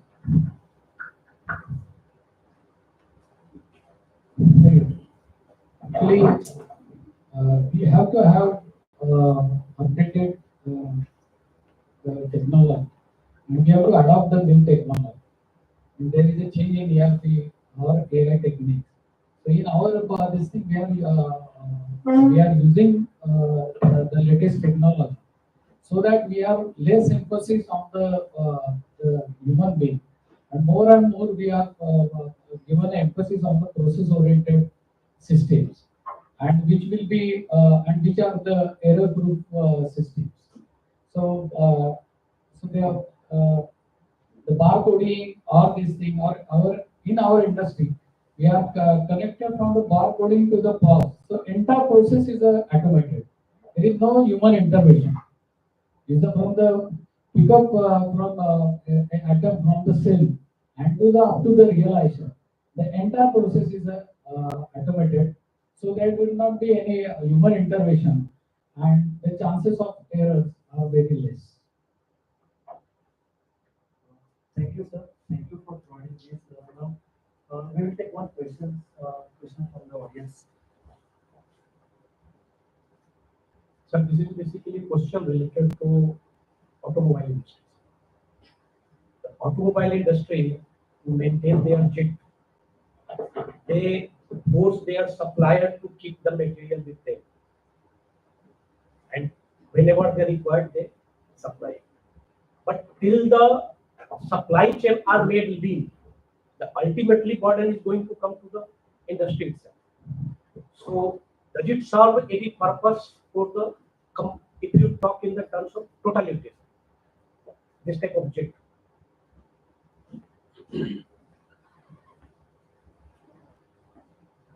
See, basically, I think, especially in case you pointed out the automobile industries. So one side, as an industry, I think whether it is at the OEM end or it is a secondary tier 1, tier 2, or proprietor organization. So more important part is here, sir, that see, one point we are talking about the localization, right? So when we are talking about the localization, we are spreading our supply chain management into different categories, right? And based on that, we are minimizing our risks and optimizing the facilities. So in that particular case, that how it will happen? That OEM is definitely they are at the end of the day they are taking the burden. In case if you procure the inventory, so So there is two approach basically. We are a tier one, so we deal with the tier two, we deal with the tier OEM. So in that particular case, what is happening here that in case if you are having the over inventory, yes, it is lying with us, but at the end of the day, if it is not liquidated based on the customer volume, based on the customer production projection, I think OEM is also justified to the supply chain to compensate. Okay. Now again, question is that how much and how you are pass on this to your supply chain. So here, I think if you see that all the OEM is very concerned about this issue. Particularly if I tell you that Maruti Suzuki, they they are having almost 2,200 supply base. Out of this, they categorize top 15 suppliers, they categorize top 50 suppliers, they categorize top 100 suppliers, right? And based on that, they ensure that how the financial health of those suppliers, how much they are capable and what kind of the chain they should adopt. And based on that, they periodically review that whether you are having excess inventory, over inventory, how your localization chain is there, how we are complying with the all this requirement. So yes, I think no clear cut answer, but at the same time, two things which I think one is your as a business enterprise or business entity, we need to be more predictive that what is the customer behavior is doing the behavior so that we can protect it ourselves.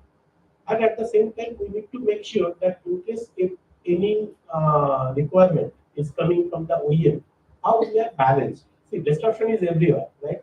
So in that particular case, balancing approach is more important. So we cannot have the over inventory. We can just point it out that BIS. I'm just giving you just a perspective.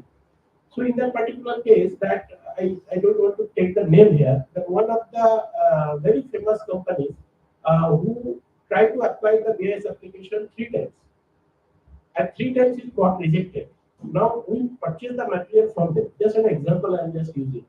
So now issue is that probably by July 25th, they may not be able to get the BIS certification.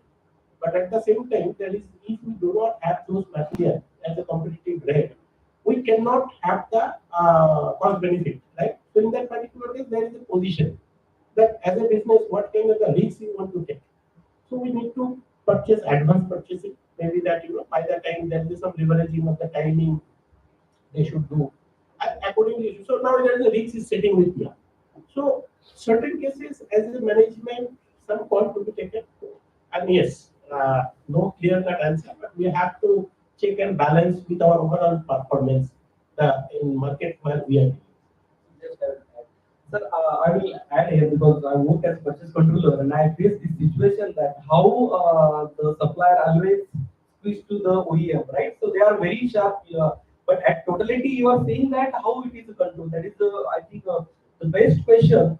So now it is as a cost accountant, I can say that it is our role to help your supplier, right? So you have to draft the agreement with your OEM in such a way that your vendor get always benefiting. Like take the case of the there is one clause always if you have seen or not there take or pay, right?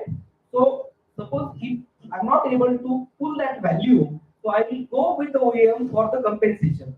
So I'm saying that for commercial perspective, you need to wait that agreement, right?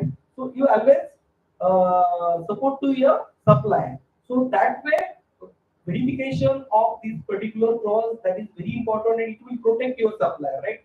So I have seen that OEM is paying too much money on this clause, right? But you should aware that how to protect this clause with the agreement. If the clause is not there, even if your supplier is making excess stock, there is no issue. OEM not going to pay you. But if you are helping to your client, making agreement in such way, certainly at the end, whatever the inventory is there, you are going to dump at your OEM and make the compensation claim for that. One of my previous jobs, I've handled 30 large OEMs, including the one who's sitting there. At times, it's a very difficult situation. As I said about the NPD part, NPD never gets paid for. And second thing is, if you look at some of the agreements, supply agreements, when we mentioned about take-off pay, signing take-off pay, getting take-off pay signed from an OEM is, I think, the most difficult part in this world. First thing. Second thing is, if you look at some of the agreements which are seen even from the MNC, OEMs, they'll say, okay, if you don't like this, your agreement is cancelled from now. I fought for these kind of agreements in the past, and at least got changed to 3 months at least, so that whatever inventory you have, at least you are able to sell it off and ensure that you recover money. Otherwise, if you're signing an agreement, then it's a question of having a hanging sword all throughout, and when you are next to the shop, you are not aware. So, I mean, as we when Chandrasekhar sir was presenting in the morning, I mentioned the issue of ethics. So beyond the level, that is a very important parameter how organizations look at things, and how fair you are to your suppliers. It's a measurement. I think in terms of being a $4 trillion economy going up to $10 trillion and to $27 trillion, I think these are some of the areas from a governance point of view which are significantly needs to be improved, and that is where the cost of products and services in MNCs is little higher as compared to Indian companies, because they have to consider all these costs. Okay. Thank you, sir. Basically, this discussion and question by the Vatsan sir clears all the answers for the next three questions. Now, I'll also read those three questions. Like what cost control is often a key concern for the CFO. So, how do you align the inventory valuation with the cost control strategy? So, this has already been answered. The next was the. Just 1 minute. What is the new definition of CFO? Anybody aware? One side is you call it Chief Financial Officer, right? What is the new name for CFO? Chief Future Officer. So you have to spell out the complete strategy for the future. That's why you are Chief Future Officer.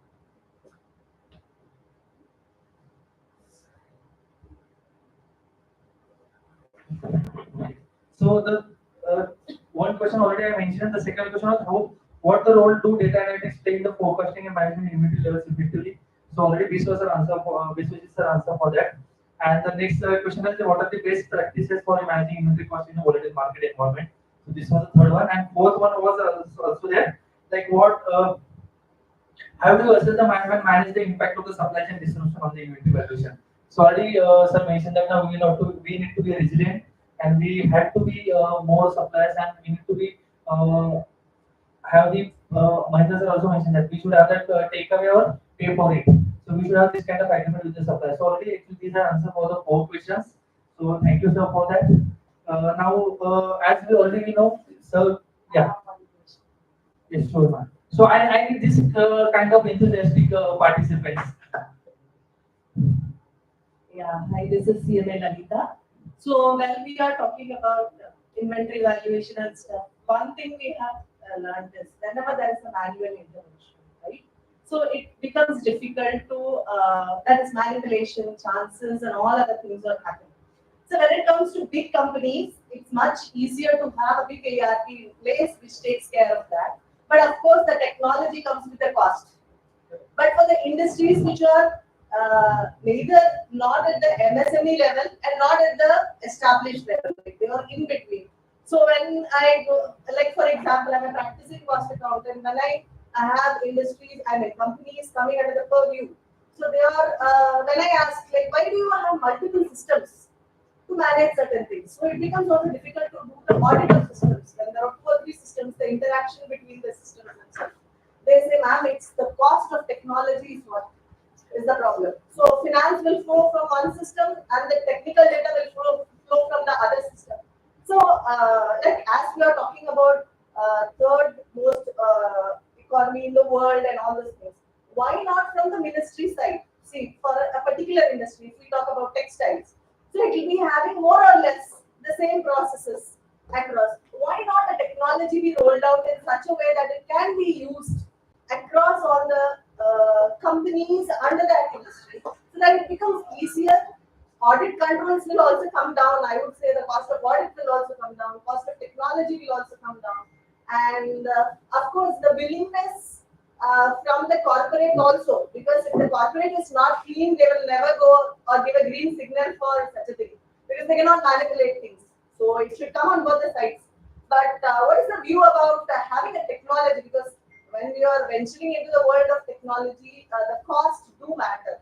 So what are your insights on that and stuff? Can something that can be rolled out at industry level that be too good? Yeah. Guys, till we get the answer of this question, think from your side for the next question. I will answer this from by giving an example. Yeah. So that you all understand it well. We are here talking about two-wheelers and three-wheelers battery swapping business. So battery swapping is you have a battery which is like a suitcase. So whenever you need it, you just put it inside, go for 70, 80 kilometers, and then that means the battery size has to be standardized, right? So will any OEM could agree to standardization? My product is different, his product is different, his product is different. And that's why we are charging that premium, right? Tata Motors may be charging X price. Maruti Suzuki will charge Y price, right? Why? Because they want to maintain their unique identity. It's the most difficult thing. Why do you think the vehicle costs are so high today? Because there are certain parameters which actually can be standardized, but they are not going to be standardized because it is difficult. It's business. Please understand this. I mean, don't. I have done significant amount of modeling on financial side for trucks, buses. Whether we want to convert existing bus, ICE bus into EV bus or retrofitted EV bus or hydrogen bus or whatever.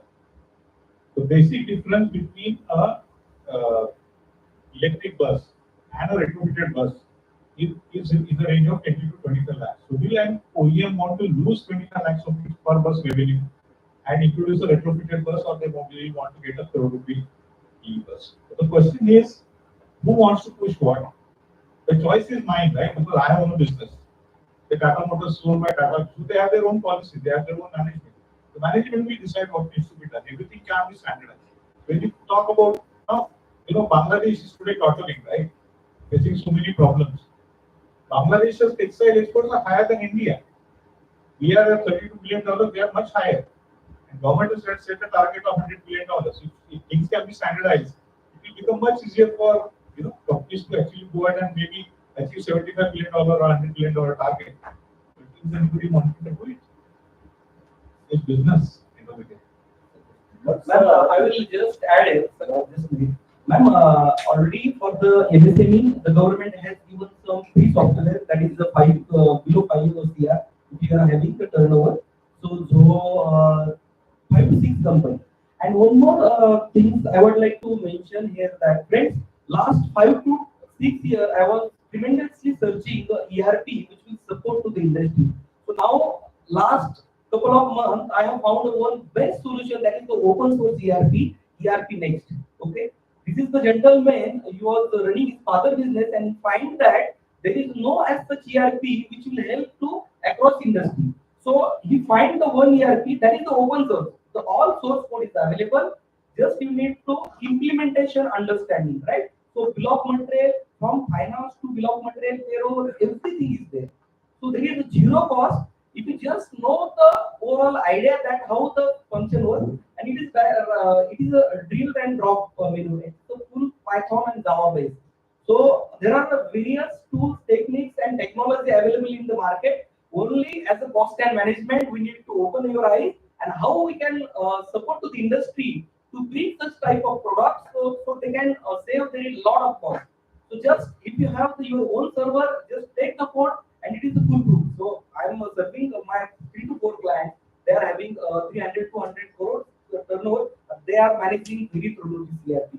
So the open source is the solution for technology perspective. Even take the example of artificial intelligence. Earlier, when this guy he thought that we'll make the AI as the open source, but then subsequently they enter into no, we'll earn something cost and then we'll make open source. So then Microsoft and all came into picture, and Sam Owen, you heard that it's backfired from that board, right? But again, DeepSeek, it is open source. Yeah, they come into picture and they are giving good cost. So as a management cost and management accountant, we always think that how this technology will help to my client. What are the tools and technology is available and how I can implement at client level. So I think ma'am, I'm able to solve your queries. I'm sorry. There is one more aspect which is significantly needs to be looked into from an industry perspective. And that aspect is research and development. Okay. India's spend on R&D as a percentage of GDP is 0.6 to 0.7% for the last 15 years. It has not changed. Korea is 2.5%, China maybe 5%, Japan maybe 5%. And this is one of the biggest pain points. If you talk to Dr. Mashelkar, who has been the doyen of Indian scientific industry and director of CSIR, I've interacted with him on numerous occasions. This is one of the biggest pain points in this. I should say hats off to Tata Motors and Reliance. They spent years and money together, made losses to ensure that new technology actually comes into picture. Biggest pain point for India is R&D. Companies, don't take this with negative thought process. The basic analysis is that companies where listed company, I'm talking private, so it's very difficult to say, but at least listed companies where promoter shareholding is between 30 to 75%, it is very difficult for the even professionals to convince the promoters to really go ahead and do the R&D part of it. India is significantly missing. We cannot be a $10 trillion economy if we don't invest into R&D. And this is going to be a biggest pain point for everybody in the coming years. Thank you, sir. That's what I would like to mention. That one message we are getting from all the CFOs. We need to keep our eyes open, not in a straight way, because the technology and all the things are changing daily basis. So we need to keep our eyes open and we need to be a very learner and adaptive, so that we can absorb more knowledge. And I'll say proudly, Pimple Akuri chapter sir is doing a fantastic job over here. We are keeping the seminars on with different topics. And in the last 5 years, we have not repeated a single topic. So that is one of the great milestone and Pimple Akuri chapter is doing. Over to you, sir. Yes, added research. If we see the earlier, say 5 to 10 years back, the cost of software. Now some of the software is free. The GST software is 1,200 rupees for a year. Tally is 4,000. So when the technology is matured, the cost is always go down. That definitely, Mahendra says, we have to open our eyes. So as a professional, we have to suggest that yes, this you use this software, it will be to you with the minimum, I would say the 0 cost. And the main software. And sir, I will also mention there is always been a S curve. Always, whether it is of our personal life, professional, or it's a product life or something like that. There is always be a S curve when the decline starts from any company or for any product over there. Always when it is in the decline stage, we need to look for the another S curve so that company and all those things will be in the profit. As I already mentioned, when the product goes into the mature stage, of course, it will be a cash cow, and it now from the next some period the cash will be drained out, correct? So always we need to be think from the next S curve so that it will be emerging over there, and whether it is a personal or professional or whether it can be anything, we will be growing over there. So thank you. I hope you can. Yeah. Now I'll take the Just give me one more. Sorry, I think it was time, but it's very important. In one of my previous companies, we were pioneers for the alternate cell chemistry production in incentive scheme at the government level. We worked very closely with DRDO and Rocky Mountain Institute, USA, to come out with the final policy on ACCPL. Now let us look and understand why government wants, somebody mentioned about localization. Why government wants localization? Today, in an electric vehicle, battery cost is between 40 to 50%. And that's a significant cost. And the value addition that government is looking at for you to really draw the incentives is that in the first 2 years, your value addition should be at least 25%. At the end of 5th year, when the policy actually matches, they are expecting you to have a value addition of 60%. How many companies do they have the capability to have your value addition of 60% in the entire product life cycle? I think this is a very important parameter, and that's where I think again the concept of R&D becomes very, very important. So we as Pune has roughly what 40-45% of India's engineering exports. If you don't think on those productive lines, who will think? We are leading the country as a city from the point of view of exports. If we don't think on those lines, I think we need to really push ourselves to really ensure that we move to the next level. Thank you, sir. Thank you for answering this. And now, last two questions. So, with this, sir, recently you got the doctorate in the management. So, I would like to ask the question like, what should be the focus of the corporation today's world, where the sustainability is emerging as a top criteria for the survival, and what role you see for a cost accountant over there? Yeah, I mean, I will request everybody to study VRSR guidelines. Please go home, download VRSR SEBI guidelines. It will come on the Google search and you can download and see what are the parameters. India started with VRR in 2012, that is Business Responsibility Reporting 2012. Initially, they selected 100 companies. Then in 2015-16, it became 500 companies. 2019, it became 1,000 companies. Then the concept of VRR was added to word sustainability. So it became VRSR. Business Responsibility Reporting for Business Responsibility and Sustainability Reporting. Now, I have done reasonable study for 3, 4, 5 large companies. When Reliance started working on VRR reporting, then Hindustan Unilever started reporting on VRR reporting, and then Infosys started reporting on VRR. The market cap of Reliance in 2012-13 was $50 billion. Infosys was $24 billion, and Hindustan Unilever was only $12 billion. Now, they started reporting on VRR. Obviously, they would have found something is wrong, something needs to be improved. They started reporting on that. They spent money. It's a strategic investment. So they started investing into that and see the fruits. Not only business growth has grown, profitability has improved.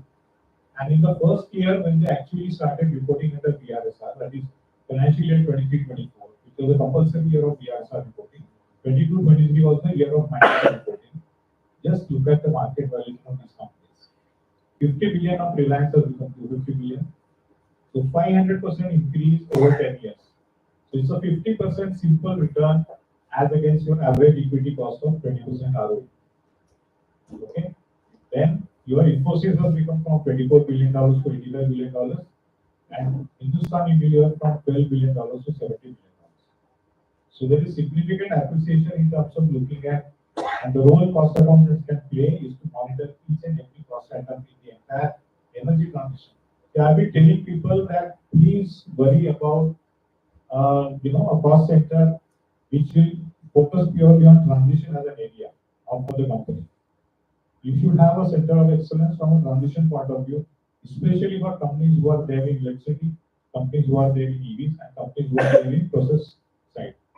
You need to have that so that you are able to ensure that you follow the best practices, and how those best practices can actually benefit industries is something which we can definitely look at. I am here to support everybody. So that is an area which will show significant improvement and can actually lead to best cost competitiveness for India in the coming years. Thank you, sir. Now we will take the last question. Now, whatever your age is there, or your experience is there, that may not be my age as well. So I would like to ask the last question to all of you. Maybe each one of you can take this question and you can answer that question. Being a CFO of the company or the highest operator of the company, what skills should cost accountants and financial professionals should develop to manage the inventory or valuation, or their skill set in today's environment, and what skill set you are looking from them, from the budding CMAs or from the experienced professionals, or the CMA who have just passed out. So maybe each one of you can answer these questions within 2 to 3 days. Who wants to go first?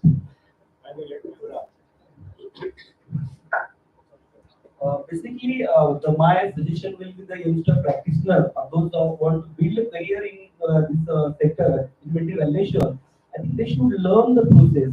So if you have the thoroughly understanding of the process, you can able to calculate the exactly cost. So process study is very important. So in our final examination, the operation management subject is there. I think if you read thoroughly now, so you understand each and every process of various sectors. So my suggestion, you just upgrade the skill set of the studying of the process. Sir. think, it is important that you keep learning. First and foremost thing, I don't call myself as whatever, foundation or whatever. The first qualification or first designation I have is basically I'm an industry analyst. That's the most important parameter. Today, if you want me to understand hydrogen, I can learn it very well. And I'm one of the best faculties today in India from a hydrogen perspective. Let me be very open with you on a strategic overview as to what India can actually do from a hydrogen perspective. It is very, very important that you keep learning. I mean, at the age of 56, I can pass out MBA from IIT Kanpur in power system regulations, economics, and management. Anybody can very easily do it. All of you are here much younger than me. So it is important for you to learn what are the parameters which is going to have biggest impact on the economy. You should be aware. You should be abreast of those parameters. Keep learning on those parameters, and learning should never stop. Understanding technical people, I know hundreds of people have asked me this question, sir, are you a doctorate in engineering? Because of the language I can speak in terms of kilowatt and kilowatt hours and hydrogen. People have come and asked me. I'm fortunate that I got this doctorate. At least now I can put doctor behind my name. I will prefix and at least put things in the right perspective. But learning should never stop. It is most important parameter. It's not the case that even at this age I should think that a chemical process methodology. I should not worry about it. Go with the deep, try and understand. If you are not understanding, take help from the technical guy.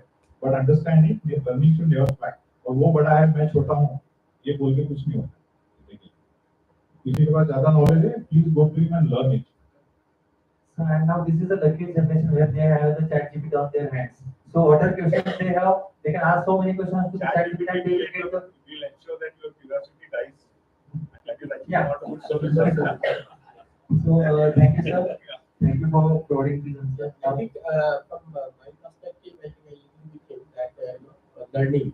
So basically, where you are placed, whether if you are an associate within an organization, so understanding about this organization in depth is very important, so that value addition can be done.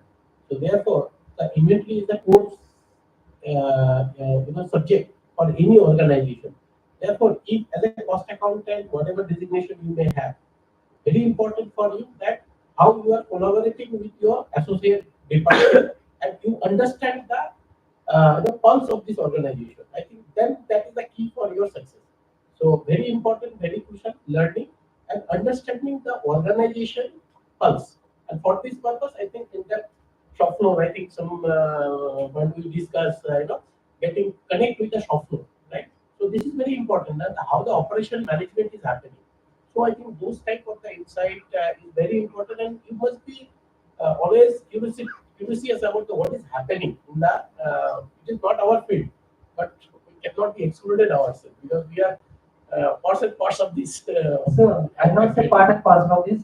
As we are hearing the throughout the day, value, and we are the creators of the value. We are the ones who are known across all over India, like where we can get the exact value of this product. Of course, one stop solution for them is the CMS. So being a CMA and we always we are saying like we are the value generators and value creators. Of course, we don't want to limit ourselves. Thank you, sir. So I will not cover the areas which is already covered, but a few of the things I think we should focus is, see, in this particular world, like lot of things are happening from the import and export perspective. Now, when we are importing a goods, we are paying a duty, and if we are exporting it, definitely we are allowed to go for the branded fixation and take the credit of their duties. Now, unless we know this particular area, it might be difficult for us to understand the cost structures which we can direct to the management. We should be knowing it, the impact of your imports. We should be knowing it, the impacts with the exports, what the benefits are available with us, how do we improve it. For an example, like maybe if we say, if your regular exports are there and we are using a localized products, we can bring the machinery under the PCE, wherein we can save the duties, which will is not the cost, but at the same time, you can improve your working capital.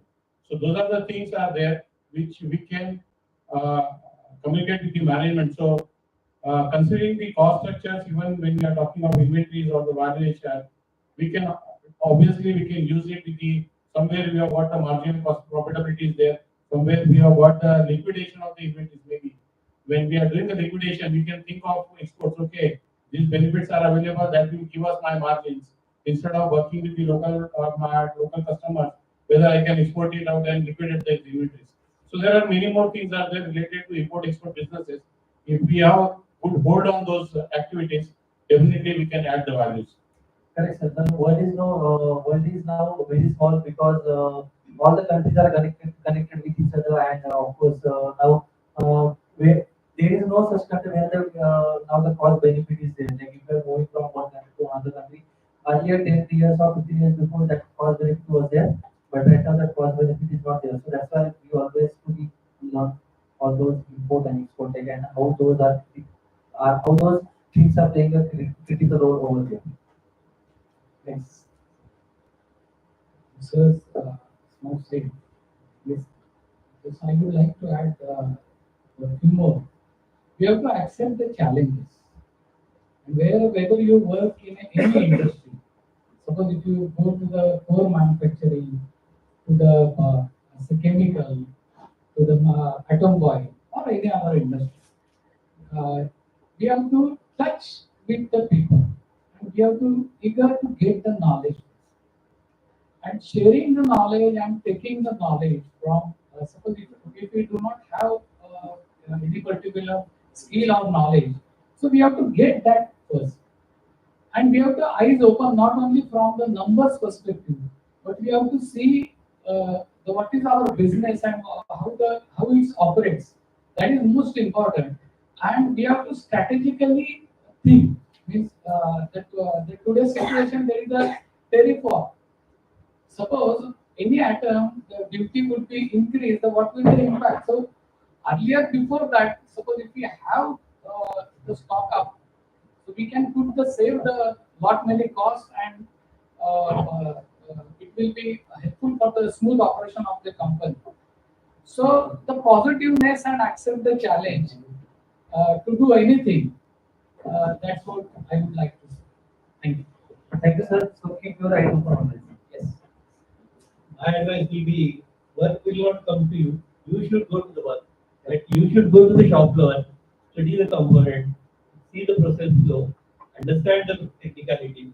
People will come to you and work will keep on moving towards you. If you just sit and sit on a table, do only MIS, it is not going to work. You have to move, go to the shop floor, understand all technicalities. Though we are not engineers, we are capable of understanding those engineering technologies, whatever they are.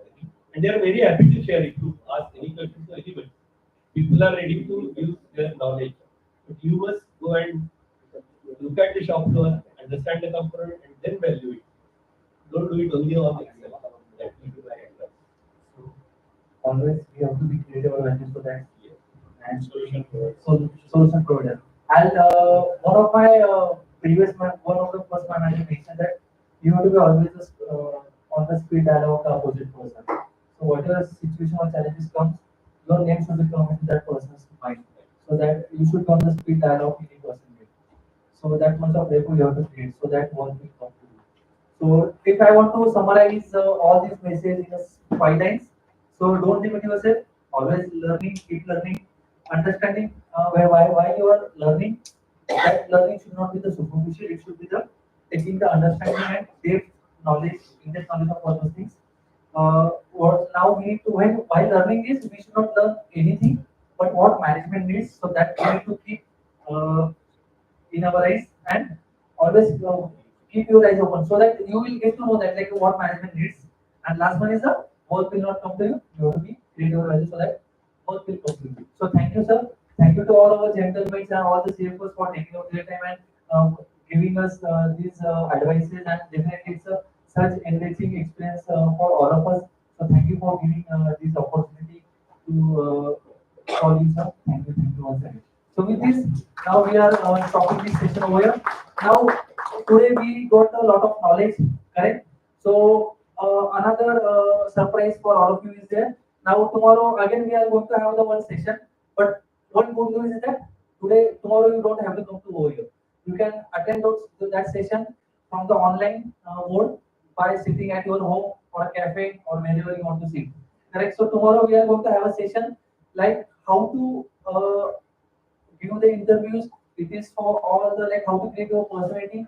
So this is from the personality point of view, how to increase your rapport, all those things. So tomorrow we are going to have that session from the 11 a.m. to 1:30 p.m. in the afternoon. That is along with the Nashik chapter and Senior Rohan Sharma, who is from the Delhi. He is going to take that session. So whatever links are there, registration pages are there, all those things have been uploaded on our 15th chapter LinkedIn page. So if you are not following us, then please follow us on the Instagram page.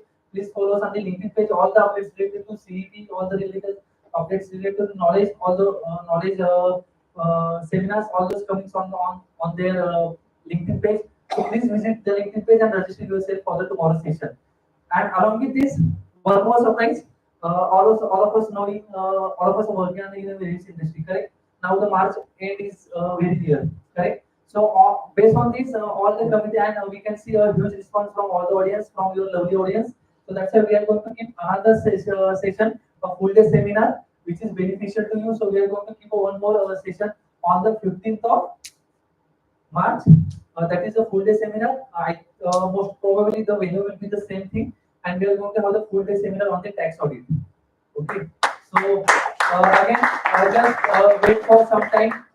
As I mentioned, please follow us, subscribe us, and like us, and definitely will get all those updates. And definitely we will, as sir, all the CFOs have mentioned that you have to create our value. So that's as a 15th chapter, we also want to create a value in our professionals, in our lovely members, so that definitely you will, we want to see you in the next level of your career and phase. So see you soon. So with this, now I would like to call all our management committee members who were running tirelessly from last 15 days to organize this seminar. So I would like to call all the management committee members and all my support staff and my dear students.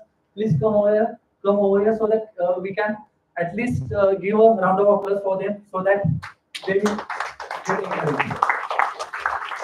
So first we have the senior group of security sir, who is the PD committee chairman. Then next we have the CMA Ajit Shinde, who is the secretary of this chapter. Then we have the Deepa Joshi madam, office staff. She is a single person who is working at the chapter right now. She is like a single point of contact right now. Then we have the Sandeep Uvade, then we have our Washman Aslam, and of student. Dhanashree, maybe you can you can tell your name by yourself, so that you will get the confidence. My name is Dhanashree. My name is Dhanashree. I'm CMA. Come, just come forward and tell your name. All the students. Yeah. Good evening, everyone. My name is Dhanashree. I'm CMA Industry.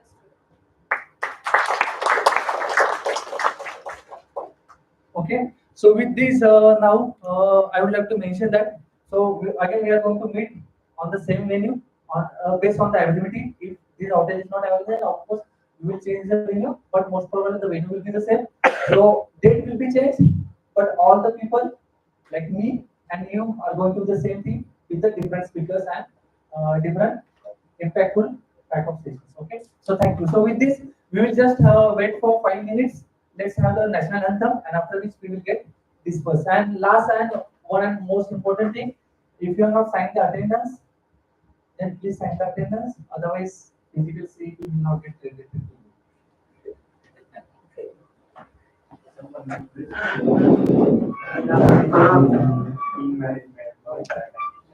Definitely. I will take that input and definitely maybe we can have that on the 9th of March or in the month of April. But definitely your input is well taken and Guru Prasad sir, please note down this and we'll have. And last one, I forgot to mention my name. I am CMA Sakar Malpuri. Okay, always at your end.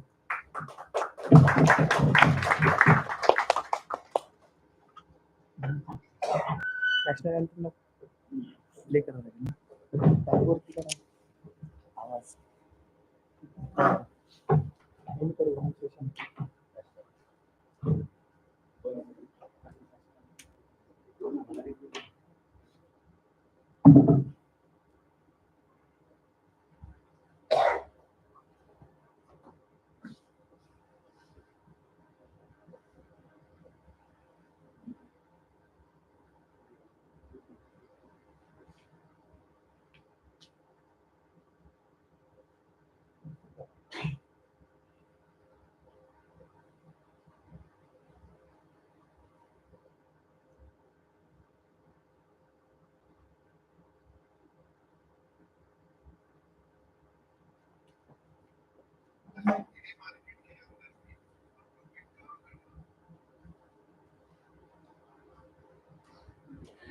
नायक जय हे भारत भाग्य विधाता पंजाब सिंध गुजरात मराठा द्राविड उत्कल बंगा विंध्य हिमाचल यमुना गंगा उच्चल जलधि तरंगा तव शुभ नामे जागे तव शुभाशिष मागे गाये तव जय गाथा जन गण मंगलदायक जय हे भारत भाग्य विधाता जय हे जय हे जय हे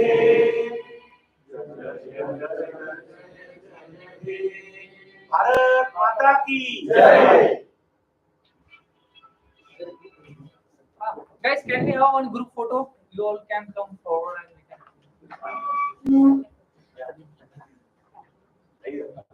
असं तू बनवलं ना त्या वेळी तिचं समय थोडी साईडली समय थोडं गेलं तर कशामुळे कुठं घ्यायचं थोडं